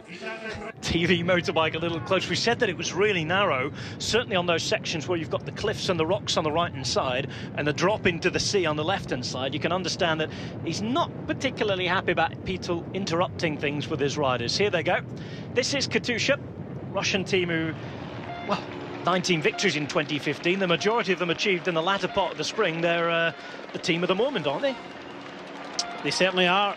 This is Lotto Soudal coming up to the checkpoint at 9.9 kilometres. Shedding a rider there, 12 seconds down. Just look at that average, Rob, over 54 kilometres an hour. This is going to be a very, very fast team time trial today. I'm not going to be sure it's going to be in the record books of the fastest team time trial ever in the Giro d'Italia, but you can just see the Russian outfits of Katusha starting to struggle towards the back with the 2 riders. I think one of the riders is in fact Luca Paolini, the winner of Ghent Wevelgem, just using his power to try and hang in there. That's the rider just 171 at the back of the main train, as we see the other Maxim rider Belkov, the rider that's won a stage of the Giro d'Italia, I think it was last year, with a break, starting to struggle. In Florence a couple of years ago, in fact, when Maxim Belkov won. In the rain, yes. He's on brilliant form at the minute. He was excellent in the Tour de Romandie. He took both the mountains and the intermediate sprint classification. But Rob, sometimes, like Richie Porte just said there for Team Sky, it's a nice way to start the Giro d'Italia.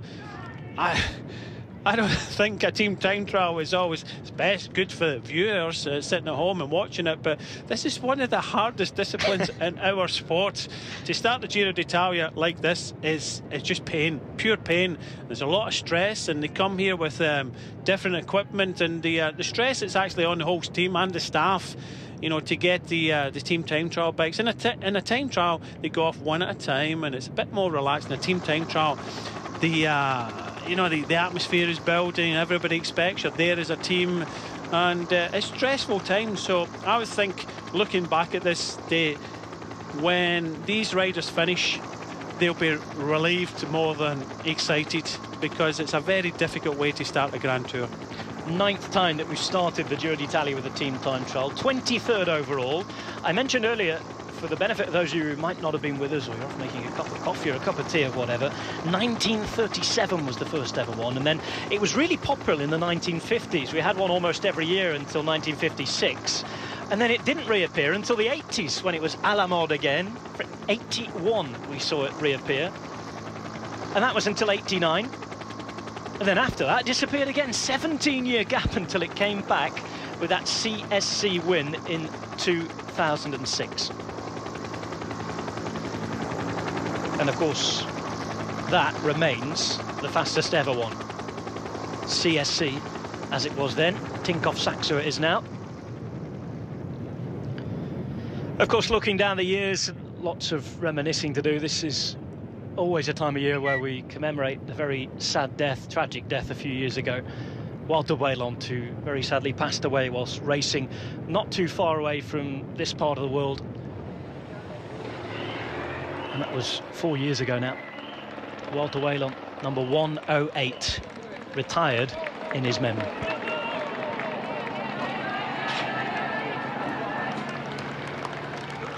Team Lotto NL Jumbo, 600 metres to go. They are not going to set the fastest time. We saw the bar raised considerably a moment ago by Orica Green Edge. Astana had set the fastest time before that. But Team Lotto NL Jumbo certainly don't look like being the worst performers at the lot today.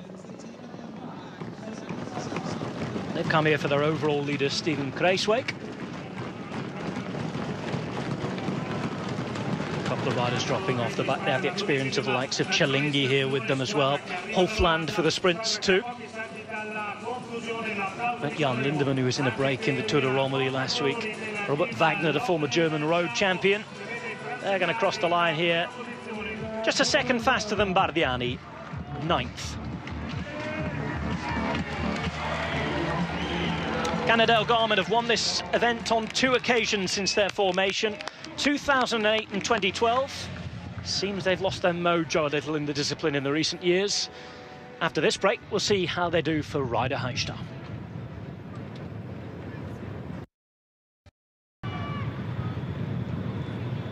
A very warm welcome back to our viewers on British Eurosport as well. Left-hand side, you've got Tinkoff Saxo in the fluorescent yellow. On the right, just about to go into the tunnel and disappear from our view, Katusha, the Russian team.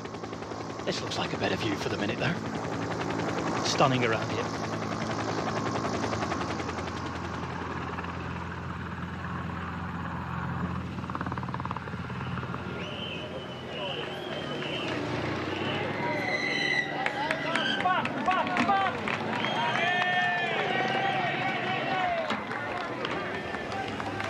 Lotto Soudal. Just noticed there that Jurgen van den Broek is leading his team into the finishing straight, and Andy Greipel actually grimacing, hanging on to him. We did say from the start that Jurgen van den Broek, it does look exceptionally well, and he's shown that today in the team time trial. Andy Greipel trying to get to his wheel, put it in as one of the biggest gears in his bike to hang on to him. Jurgen van den Broek is definitely a man to be watching this year's Giro d'Italia. Jurgen van den Broek, who started to show that form in the last 2 stages of the Tour de Romandie last week. He set a really good time trial on the final day on a difficult course in bad weather. And Lotto Soudal about to come across the line. 19:55.97 is their time. Time to go back to the finish, and Juan Antonio. So here we're with Bert Lancaster, first time, and pretty fast. So how you guys rode today? Yeah, I mean, we're a really well drilled school. Of course, you've got Katusha to come, you know, they're a very good contender, but, you know, we targeted this race and we wanted to take it after last year, so yeah, everyone rode well and everyone committed. I saw, before you guys even started, that your personnel, your Sonias, they were bringing turbo trainers and bikes. So you pretty much, as you say, you have this plan and you were focused pretty much on this stage. You know, yeah, we put a lot of emphasis on the team's time trial, and yeah, we brought 4 specialists here, the guys who take to the world. So yeah, we're pretty motivated and well-drilled team. You're back in the Giro. How does it feel being in this race?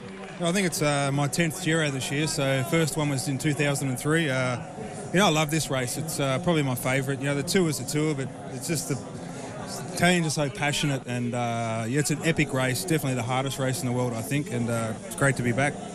Thanks, Red. Enjoy it. Riders feeling the passion with the crowd, very, very close to them at the start and the finish. We've seen Tinkoff Saxo riding around halfway through the course. This is Cannondale-Garmin. Versatile team, mix of youth and experience here. I think probably looking for opportunities throughout the race. They've got a former Giro winner, one of 4 former winners to the start line, and Ryder Heyerdahl hasn't really done too much since he won the Giro. Is he a man who you can see up towards the top of the general classification ever again? I don't think so. I'm sorry for the Canadian viewers, but he won the Giro d'Italia a few years ago. Terrific effort, but since then he's a fighter. I think that was his Grand Tour. That everything went well, but since then it hasn't. And I think he'll be lucky to maybe fight into the top 6. I would think a top 10 performance by Ryder Heyerdahl. He's not getting any younger, but certainly there is some other good riders in this Cannondale-Garmin team that are going to look at doing well in this year's Giro. Young Davide Formolo, who was tipped by Ivan Basso nonetheless as being the next big thing in Italian general classification racing, and perhaps even the world of general classification stage racing. He's been tipped for a lot of things. It's his first Giro d'Italia, still a really, really young lad in his early 20s. He roomed with Basso last year, and they were on the last season of the then Cannondale and ex-Liquigas team before it was merged into the Garmin team over the winter. Basso's now gone off, of course, to ride for Alberto Contador, part of a deluxe team for him at this race. They're all also on the course at the minute, but Formolo, a lot of pressure, of course, in Italy, but being his first year, he said he's not riding for general classification. That's probably the right approach for the team, isn't it? No pressure, no extra pressure on him anyway. He first came to light in the Tour of Turkey last year, won by Adam Yates, and he was right up there, showing well, and he's carried it into this year already, looking very well. But we have talked about Tinkoff Saxo and the team time trial. It looks as if they're kind of breaking up at this moment. This is Contador at the back, just about to be distance for a few bike lengths. And Ivan Basso just behind him. That's because they have set the fastest time at 9.9 kilometres, 2 seconds faster than Orica Green Edge, but it's put their team leader Contador and Basso behind them in a little bit of trouble. So it's about measuring your effort, and although they set the fastest time at the intermediate, it does look as if they may have lost a few seconds because they have had to wait for Contador and Basso there. We will see how they go. Basso at the back, Manuele Boaro, one of the big motors in this team. Mick Rogers, a 3-time former world time trial champion as well. Johan Rovnew's versatile. Matteo Tosato, who's the second oldest rider in the Giro, but such a great engine on him. In the meantime, it's time to go back to the finish. This is Team Katusha. Not going to set the fastest time, but nevertheless, I think it's going to be fairly respectable for Ilnur Zakharin's lot. In fact, it's Ilnur Zakharin, 7 other Russian riders, and Luca Paolini this year. Paolini, the only Italian that's been selected. There's no Gianpaolo Caruso this season. Well, Paolini was hanging on a little bit earlier in this team time trial performance by Katusha. He's still in there, but Zakharin is the man that they're thinking of, and just limiting the losses to their GC man. Team Katusha to come across the line, and at the minute it's going to be, well, the computer was struggling to decide then. 8th place in the end, 27 seconds down on Peter Veining's Orica Green Edge, who you just saw on your screen there. Good time from Team Katusha. Paolini across the line. 3rd Giro d'Italia for him now. Only 3 years ago he made his debut. Had to wait till his mid-30s to make his debut in his home Grand Tour. Not a bad debut, was it, though? It was a stage win and a pink jersey for him in 2013. Who's going to take it today, then?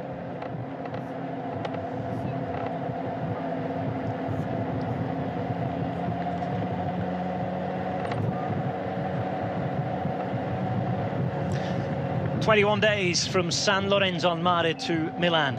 Liguria to Lombardy, 3,489 kilometres. And Cannondale-Garmin into the most technical part of this otherwise fairly untechnical team time trial course. It's been fast so far. Best time set by Orica Green Edge. Cannondale Garmin in their brand new jerseys of green and black. And they're heading towards the intermediate time check. Interesting to see if we can get the time. Looks as though they're quite a way down, 29 seconds down on the fastest time set by Tinkoff Saxo. And here they are. 2:05 there on your screen is Roman Kreuziger. A surprise in the Giro team. Not initially down to ride this. Mick Rogers in front of him. But down to 7 riders, and is it a controlled effort? We've seen how smooth that the team of Orica Green Edge were. They hold the fastest time, but just look, 2:03 is done his turn, came back. Contador, for me, doesn't look as if he's on song today. He has already been struggling just after the first time check.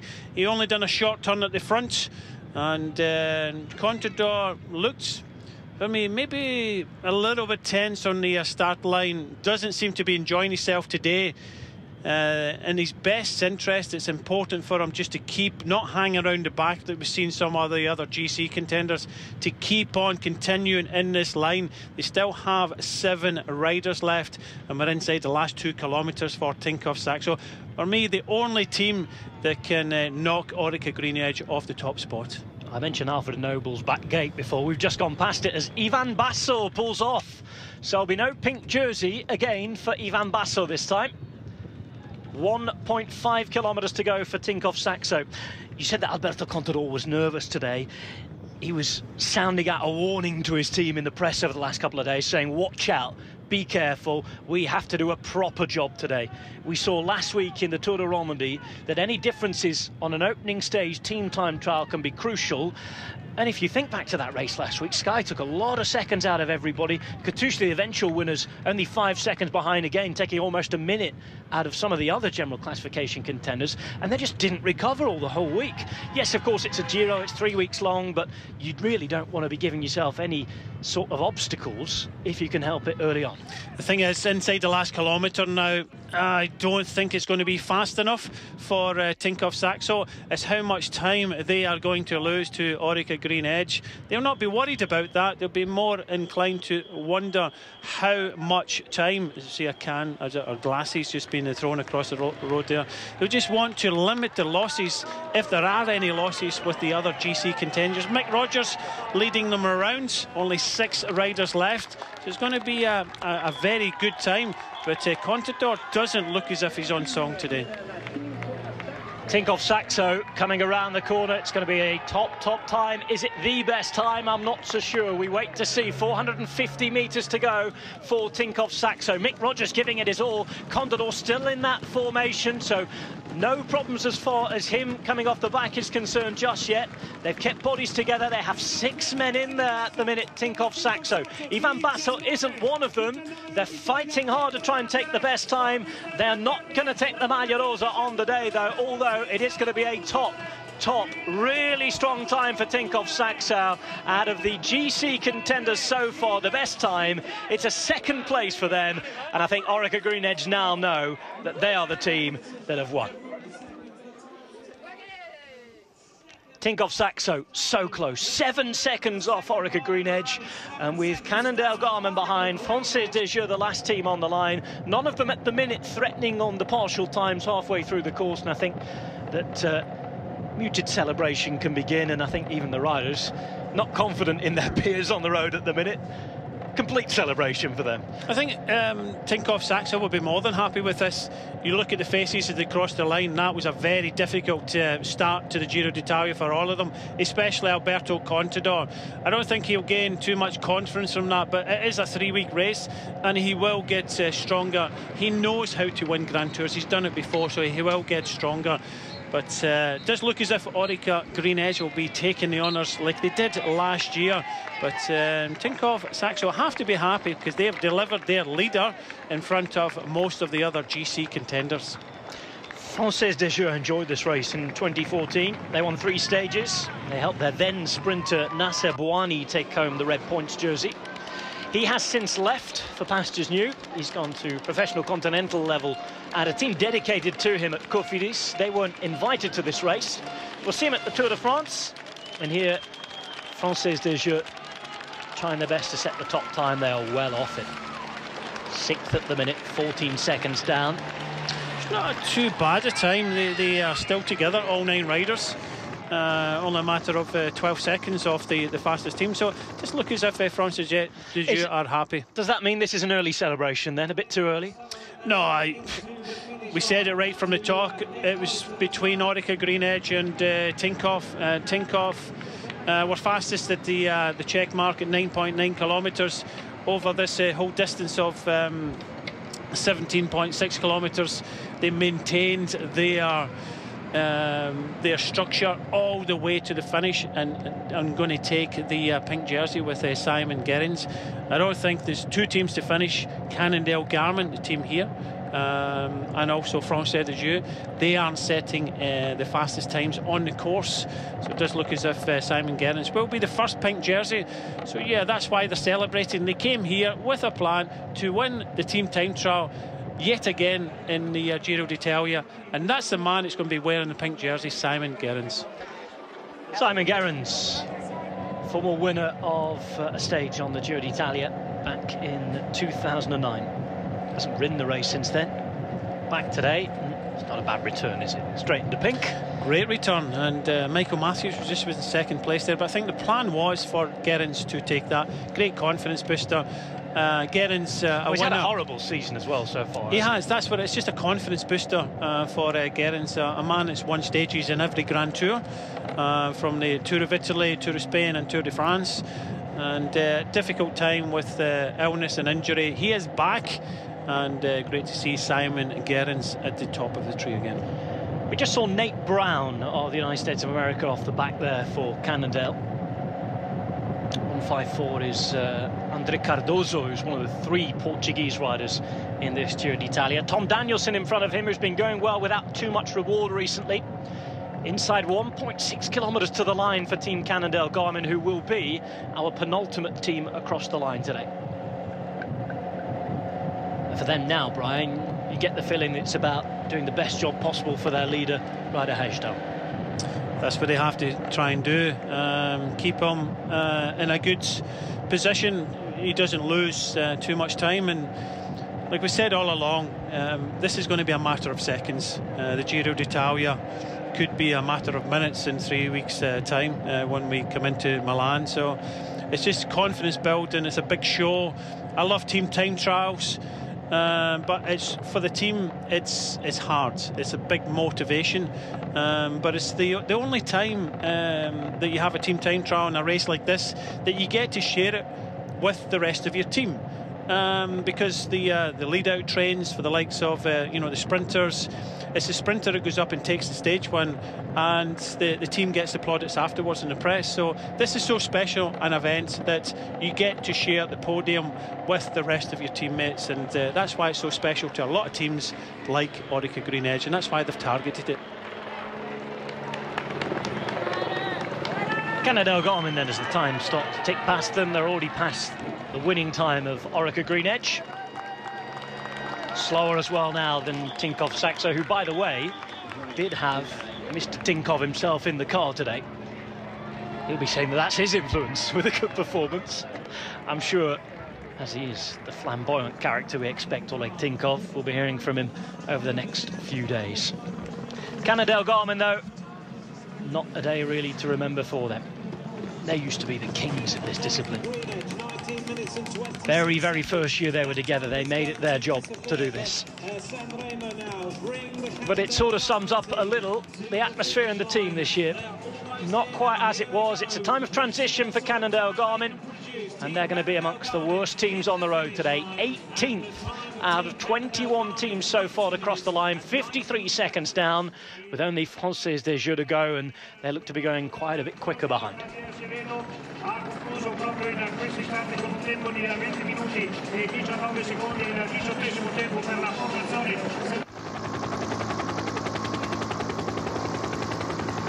Only one more team to cross the line on stage one of the 98th Giro d'Italia. Tour of Italy starting in Liguria in the northwest region of Italy. Beautiful sunny day for it. Much better than Milan-San Remo weather in San Remo. Of course, San Remo also famous, massively famous in Italy for its song festival, Festival di San Remo, Italian song contest established in 1951. It's really gone on to cement this town in the national identity of Italy. San Remo normally dedicated to solo artists. Today, though, it's been about the full groups, instrumentalists needing to play their part to ensure that the lead singer got his notes right properly. And I think with Simon Gerrans, he has been the lead singer today, and he's going to be at the front of the stage, dressed in a different outfit. He'll be in pink. Pretty in pink for Simon Gerrans at the end of today's team time trial, the first stage of this year's Giro d'Italia. The last team are close to the finish, within the last 3 kilometres now, and that's Française des Jeux, the French team, and they have got 6 riders left in their train. They came here last year, as you said, Rob, with Nasser Bahani, won a few stages, but he's gone off to pastures new, so they've come here with some other ambitions, and certainly not the team time trial. But it's been a fascinating start to see how today is planned out. And looking back on this stage, I think Tinkoff will be happy, because Contador of the GC contenders will be ahead of the likes of Aru and Ridgeport and you know, the other GC contenders. Kenny Elisond at the back there, the minute figure, as he's overtaken in our shot by a man who, from this angle, looks more than double his size. Anthony Roux at the back wearing 78. 75 there is Francis Moret. They've got Murillo Fischer in their team. Alexandre Genier as well, who had a decent general classification finish here last year. Kevin Reza, the brand new signing. He's expected to be the man that is left to his own devices in the finishes. Difficult for him to beat the top sprinters, but you never know. Fastish finisher, and you have the likes of Fischer to look after him.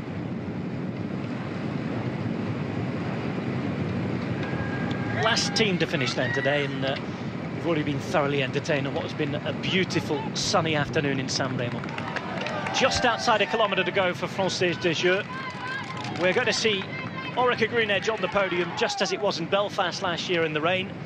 And we're going to see Simon Gerrans arriving at this race after multiple setbacks during the first half of 2015. Broke his collarbone, broke his elbow. Now said he's ready.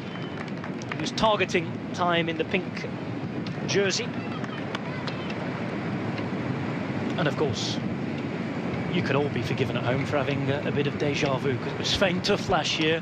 And Orica Green Edge throughout most of the first week. We saw Michael Matthews spend 6 days in it as well.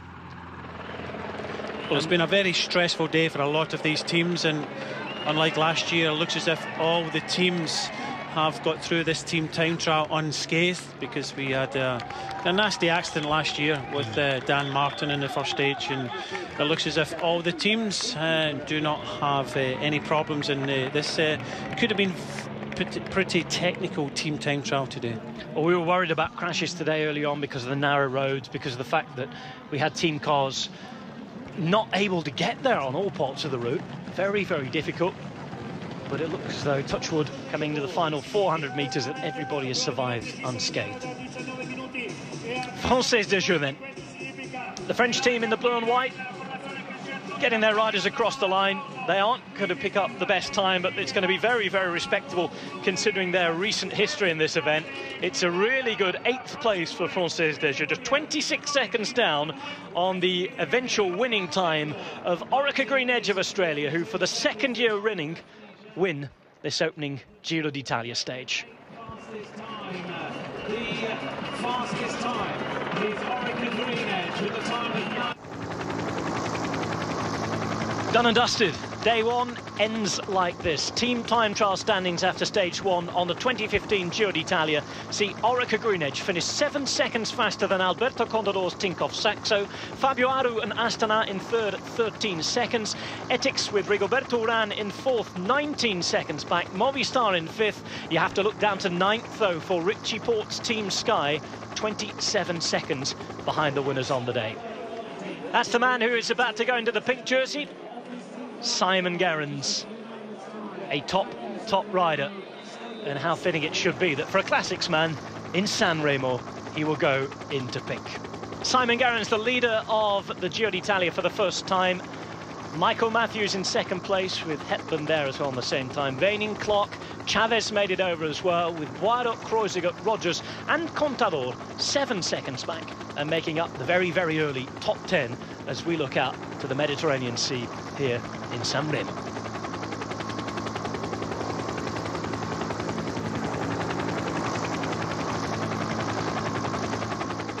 What a day it's been. Movistar up there for a time. The winners, though, Orica Green Edge at the Giro d'Italia. In 1951, tied at the same time with BMC Racing Team. The Orica Green Edge team, the first... Ethics Quick Step there. Fourth for them today, 19 seconds down. Astana, very, very good start for Fabio Aru. Of course, we're going to hear from Juan Antonio in just a few minutes to see what he thought of the stage. But what we've got you here, Brian, a great start for Alberto Contador, despite the fact that he was hanging on at the end. Of course, you said that he wasn't looking great, but the numbers show that he's the strongest out of the big favourites after day one. Well, congratulations first and foremost to Orica Green Edge and this man here, Simon Gerrans. Just lives up the road with his family in Monaco. He's second home, so he's a local lad. But when you look at Alberto Contador's team, he has put 6 seconds into Aru of Astana, 12 seconds into Iran from Ethics Quickstep, and 20 seconds into Richie Porte. So looking back, I think Tinkoff, Saxo have to be happy with this, but there's only one team that was deserved winners today. They put everything into it, and that was Orica Green Edge. Well done to the whole team, and certainly to Simon Gerrans. Not the day for Cannondale Garmin that they would have wanted. Ryder Hagedal, winner of the 2012 Giro d'Italia.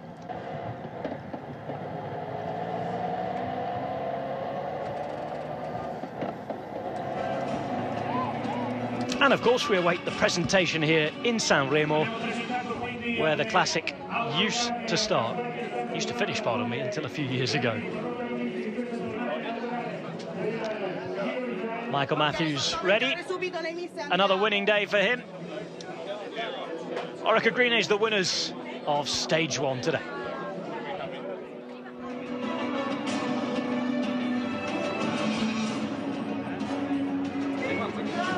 Simon Gerrans there just looking around. He'll get the day in pick tomorrow. And with the route we've got in the next few days, it could be a few days indeed. I think similar to last year, they'll be looking at Michael Matthews from now on. So, you know, good confidence booster for Simon Gerrans. You see the champagnes just lined up there for the Australian team as they look after their baseball caps and make sure their sponsors are kept happy.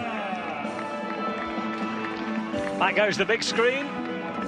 Time for the riders to fit through it one by one. I think they thought they were all going to step on in unison to the podium there. They did everything else in unison today. And what a win for Orica Green Edge. 9 riders working extremely hard together for the second year running. Michael Matthews, Sam Bewley, Esteban Chavez, Simon Clark, Luke Turbridge, Simon Gerrans will be wearing the leader's jersey, Michael Hepburn, Brett Lancaster and Peter Veining. Matt White in the car, Orica Green Edge of Australia, winning stage one of this 2015 Giro d'Italia.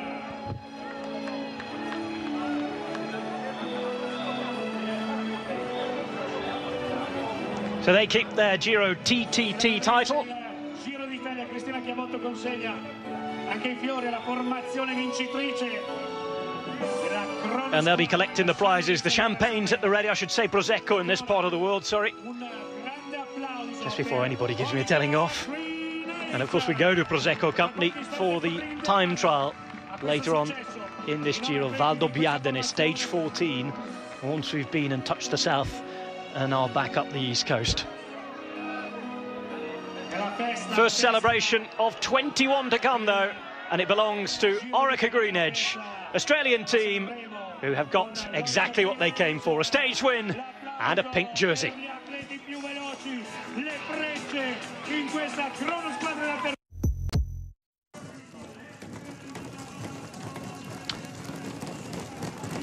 Welcome to Giro Extra. Orica Green Edge, winners of stage 1 of the Giro d'Italia in 2015. The time they had to beat, early time set by Astana Pro Team, with Fabio Aru looking to win the Giro d'Italia, having a really good start.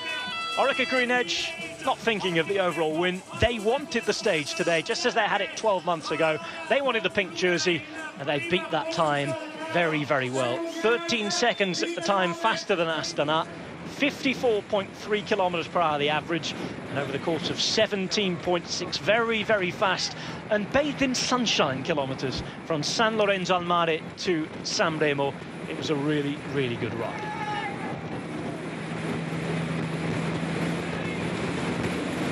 Orica Green Edge, who've had their best ever spring statistically.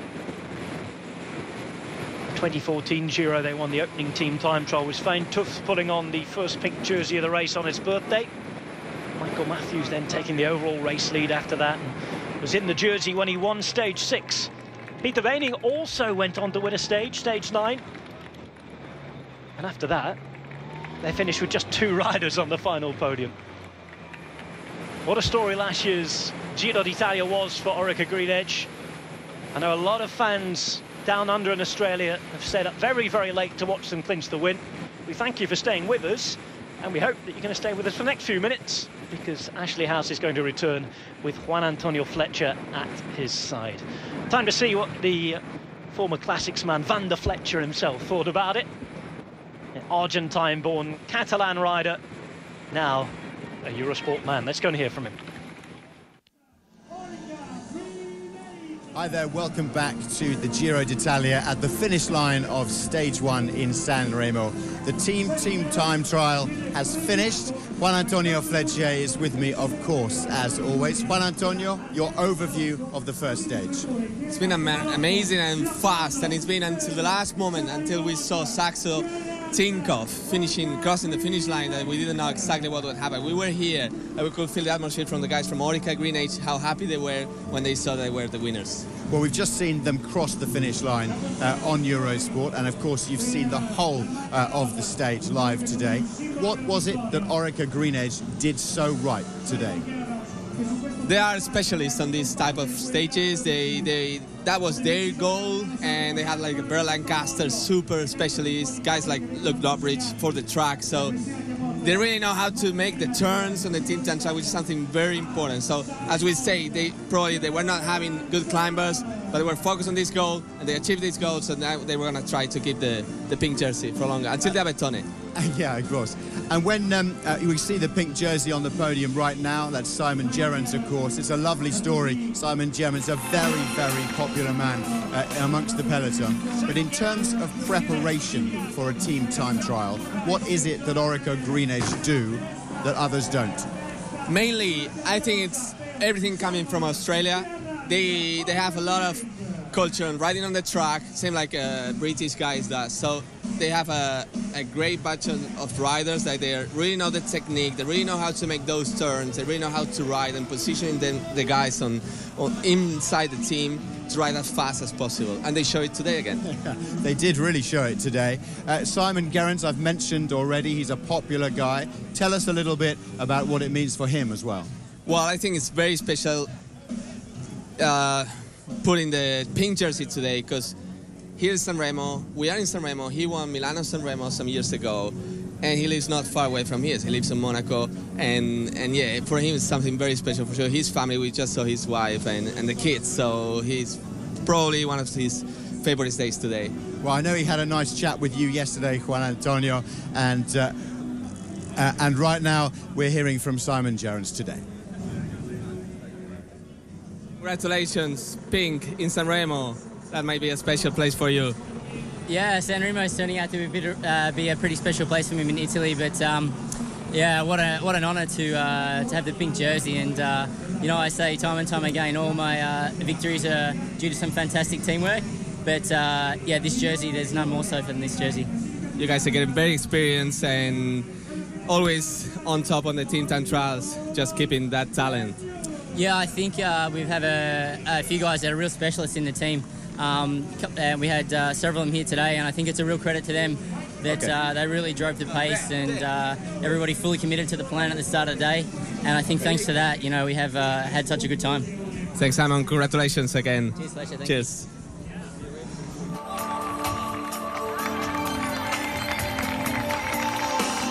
La consegna dei fiori per la maglia rosa, i fiori che sono il simbolo della vittoria.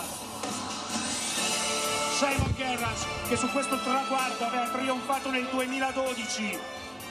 Well, there's the pink jersey wearer after the first stage. How long do you think, Juan Antonio, that Orica Green Edge can stay in pink? They will control the race. They will control it until the Abetone. We just had Matty White, sports director, and that's their goal. They even think that they can make it through the Abetone.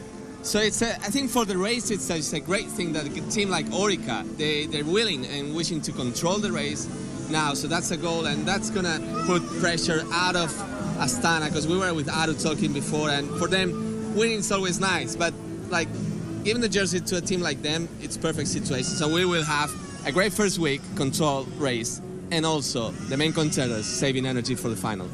That's true. We'll speak about the main contenders in a moment. Juan Antonio mentioned Matthew White. Let's hear from him right now.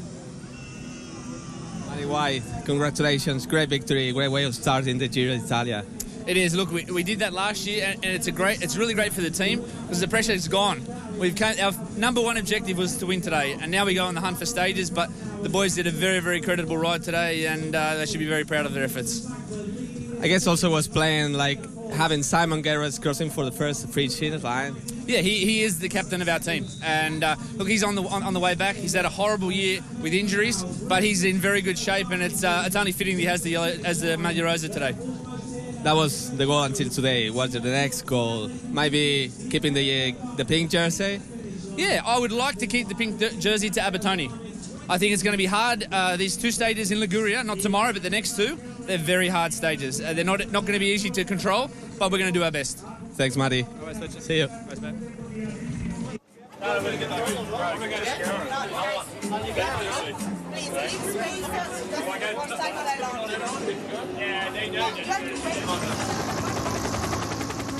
Well, Matthew White, obviously a very happy man. In terms of Orica Green Edge tomorrow, they'll have high hopes of winning the stage there too, maybe. Absolutely. They still have Michael Matthews, who's a great talent rider. He's riding well this season. They got Simon Gerrans, I mean, former winner of Milan-San Remo, Liège-Bastogne-Liège. And they still have Luke Lobridge, could be a favorite for the fast time trial in the second week. So, and this situation is perfect because they are having now like a lot of relax, and they achieved the first goal, and things that just will go on. Other teams, they need to show still things, and for them, they already show one, and they will give a consequence on showing more things and winning more stages. Well, congratulations to Orica Green Edge who win today's stage. In terms of the GC contenders, the top team was Tinkoff Saxo. Let's have a look at how their stage one went.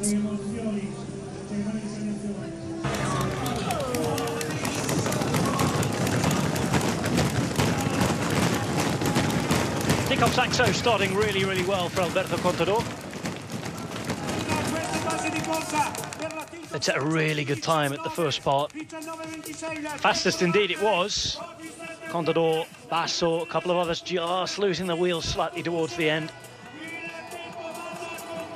And able to come across the line strongly. One of the best times at the time. No pink jersey though in the end, and perhaps not a bad result altogether.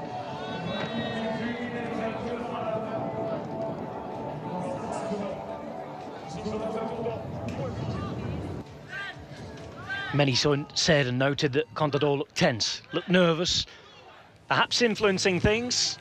Ready with Tinkoff Saxo at the start of a big year when he's aiming to do the Giro Tour double. Feat's not been achieved since Marco Pantani in 1998. Contador officially a one-time winner of the Giro. He will feel on the road that they were two occasions, one in 2011 before it was stripped and given to Michele Scarponi after Contador's involvement in the famous clenbuterol scandal.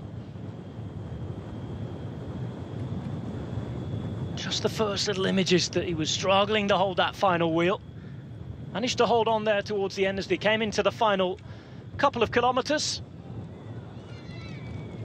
And a big ride in the end, driven by the likes of Manuele Boaro, the big Italian time trialist. Tosato in there as well.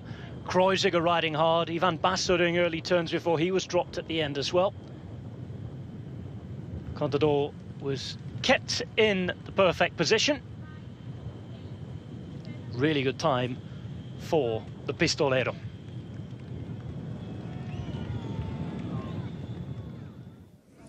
So it's Tinkoff Saxo who took top spot amongst the GC contenders. Were you at all surprised, Juan Antonio, that Tinkoff Saxo rode so well today? They actually did. I'm surprised. I have to admit, they rode better than I expected. They beat by far teams like Sky and Stana, so they show a great performance. We were talking before about their experience, probably not the strongest team, but they show that from the GC contender, today they've been the strongest. Their average age, though, is higher than a team like Sky and Astana, of course. Does that mean that they had to work harder today? It might take it out of their legs later on? It depends. It's a team time trial, so as you say, the average of age is that's what it counts. But they also know experience, how to make yourself, how to have your best legs for today. So they're not nervous. They've been easy in the morning, keeping in the rhythm, going to the course, doing a warm up. They know. So that experience that makes you feel better days like today. Well, we'll think more about Tinkoff Saxo and especially Alberto Contador tomorrow. But in third place today was Team Astana, who crossed the line with Freddie Aru at the head.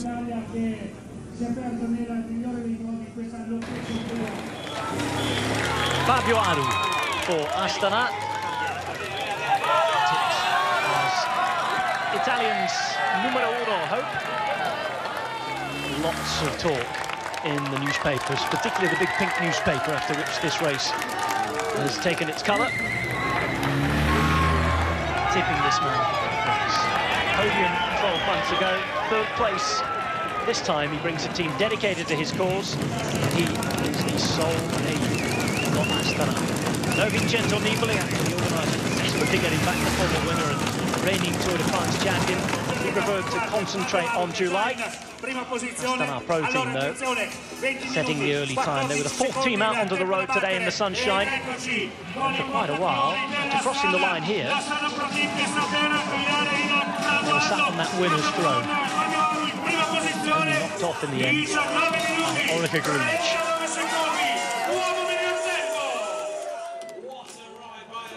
There is Fabio Aru. He wanted that pink jersey if they had set the best time. Just to send the message out for those 15 race days. It was a strongish team. The likes of Dario Cataldo, former Sky rider, and quick-step man who's a former Italian national time trial champion, was in there to drive them along. Luis Leon Sanchez, a former national Spanish time trial champion as well. Back at the World Tour after his year at Caja Rural in Spain. A strong team for the mountains, with the likes of Mikel Landa, who's been so strong, winning a stage in the Basque Country and finishing second to Richie Porte in the Giro del Trentino. Fabio had to miss that last preparation race in the end. I think he'll be very, very happy seeing how his colleagues have gone. Loads of fans on the side of the road today, heading towards San Remo. And the times were looking good all the time. In fairness to Astana early on, they only had some pretty weak times in the end to get the better of. So they would set the best times all the way through at the 9.9 kilometre time check as well. Head into the kilometre-long tunnel early on with plenty of confidence.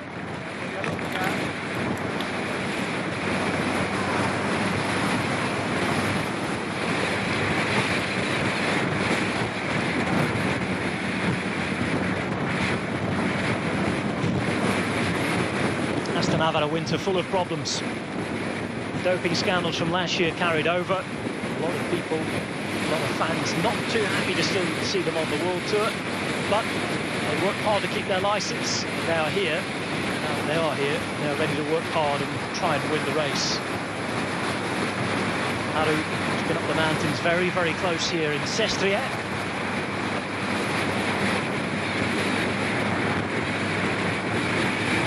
back onto the roads, back at sea level, and riding into a very, very good Giro d'Italia start.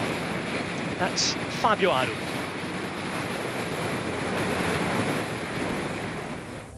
So Astana 6 seconds behind Tinkoff Saxo with Fabio Aru. I said Freddie Aru, of course, thinking of the footballer Freddie Adu. My mistake. But anyway, Juan Antonio, Fabio Aru, he's lost the weight. He had dysentery in training camp. How did he seem to you and the performance of Astana? He seemed to me super skinny. When I was walking to him after the set, I look at him and say, "You're very skinny." He laughed. He was smiling at me, so he knows that he's in a great shape, great condition. And I spoke with him. We talked also about the team. Also this morning with Luis Leon when we were riding at the course, and he said, "Yeah, we're very happy with the group, with the team. They look pretty much solid." So hopefully Freddie Aru, actually, he's another contender. He's another contender for sure. He is, of course, a contender. You've talked about maybe his team not having the experience, but they looked focused today as well. Where were their big strengths today? Strength. They are strong and they're probably happy, and they have a great leader like Fabio. And probably when a great leader like Fabio is showing that he wants to be good and he wants to get that jersey, and he's focused on being on the podium in the Giro d'Italia in Milan, that makes a lot of things. And they have strong riders. They have Tiralongo. He's such an experienced guy. He's been in cycling for years. They have guys like Luis Leon, which is someone not young. So Cataldo, he rode with Sky, so he probably knows the tactics a little bit of Richie Porte. So that gives strength to the team. So those little things will make Astana putting them as a main contenders of GC. It seems like they have a good mix. How important is the mix of riders within the team on a Grand Tour? I would say more than the mix is the way that mix gels, and that makes, I mean, every rider gels into the team and the atmospheres. And I mean, as we were riding this morning with them and afterwards with Fabio, they looked pretty much relaxed. They really looked like he was talking a lot about the group. So probably that work is done. So probably they didn't arrive here, like trying to work on the group, on the team, and all those and that mix. So that's probably that work is done, and they're happy and confident on that. Okay, well let's hear from the team leader then, Fabio, not Freddie Aru. Freddie.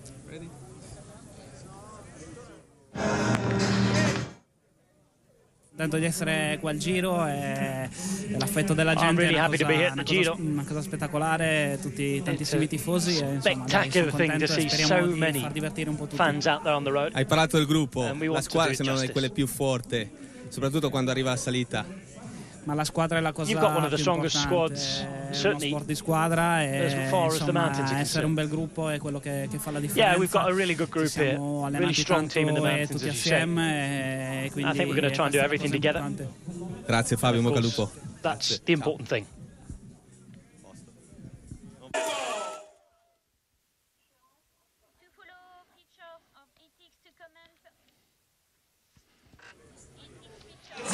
Seconds, they go top of the leaderboard with an average speed of 53.7. Ethics Quickstep and Rigoberto Urán.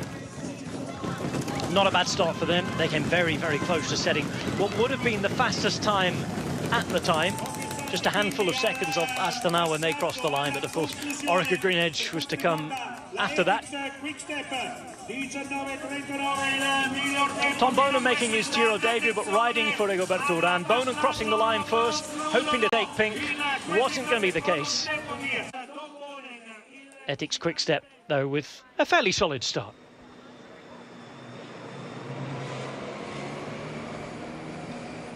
So Ethics Quickstep just 6 seconds behind Astana. Rigoberto Urán, of course, looked just as focused as the other GC contenders, Juan Antonio. What was your opinion of Ethics Quickstep's performance today?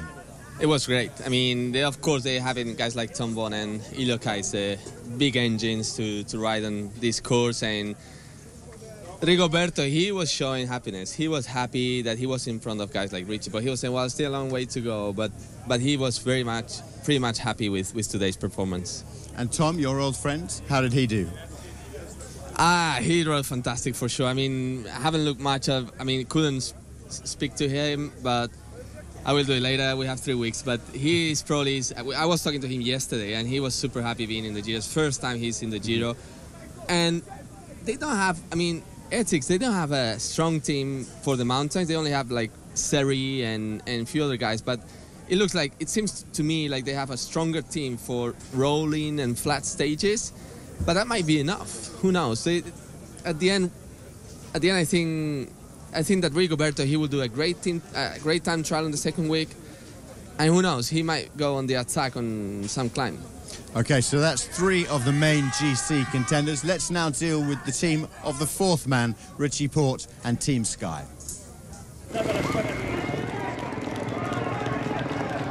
Richie Porte was aiming to win his first ever Grand Tour. Best ever in a Grand Tour, been a 7th place at the Giro d'Italia in 2010. Debut in the race. Had a massively strong Sky team with him. Vasid Kirienko, Robocop as he's affectionately known, pulling the group in towards the final few hundred metres. They look close, not close enough for Richie Porte. So a little shake of the head as he came across the line. Very diplomatic in the interview afterwards. But at the time he was around 15 seconds down, I think, from the top time being set. There we go, 14 back from Astana. That was to be further knocked back with a great performance from Tinkoff Saxo, of course. And Orica Green Edge, the eventual stage winners. That's how it looked at the time. Let's get Juan Antonio's opinion. So Team Sky didn't win today's team time trial. They weren't even in the top 5, Juan Antonio. Many people watching will think that's a disappointing result for Team Sky and for Richie Porte. What do you think? It depends. I mean, if you look at the classement, they finished 6th. But when you look at the gaps, it's nothing. I mean, 15, 16 seconds, that's not much. On the other hand, my opinion, and after talking with the guys when they were cooling down, is that I think they play safe. They prefer to play safe, get through the stage, get through the rhythm, and at the end they didn't lose much time. So I would say it's not a victory, but it's a good result. Good result for Team Sky, good result maybe for all 4 of the main GC contenders. Tomorrow we have our first categorised climb. Let's look at the profile for stage 2.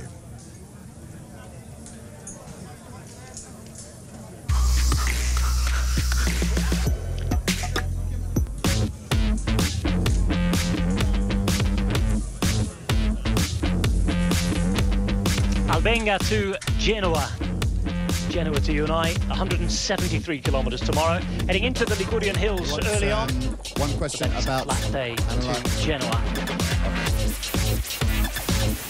One categorised climb. We'll have a King of the Mountains and a sprint. So it's Albenga to Genova tomorrow. What's your first impressions of stage 2? It's not an easy one. It's not flat. It's going to be a bunch sprint, but not an easy bunch sprint because it's a little bit dragging up the finish line. So we will see strong guys tomorrow fighting for the victory. And you're expecting Michael Matthews? Why not? He might get or even Simon Gerrans. It's a great finish for Simon tomorrow as well. Great finish for Simon. A great day for Orica Green Edge in total. They win the team time trial. A great day for us as well. Myself and Juan Antonio Fletcher. We'll see you tomorrow before the live coverage starts of stage 2 on Eurosport. Don't forget to watch Giro Extra. But for now, the day in pink belongs to Simon Gerrans and Orica Green Edge. See you tomorrow.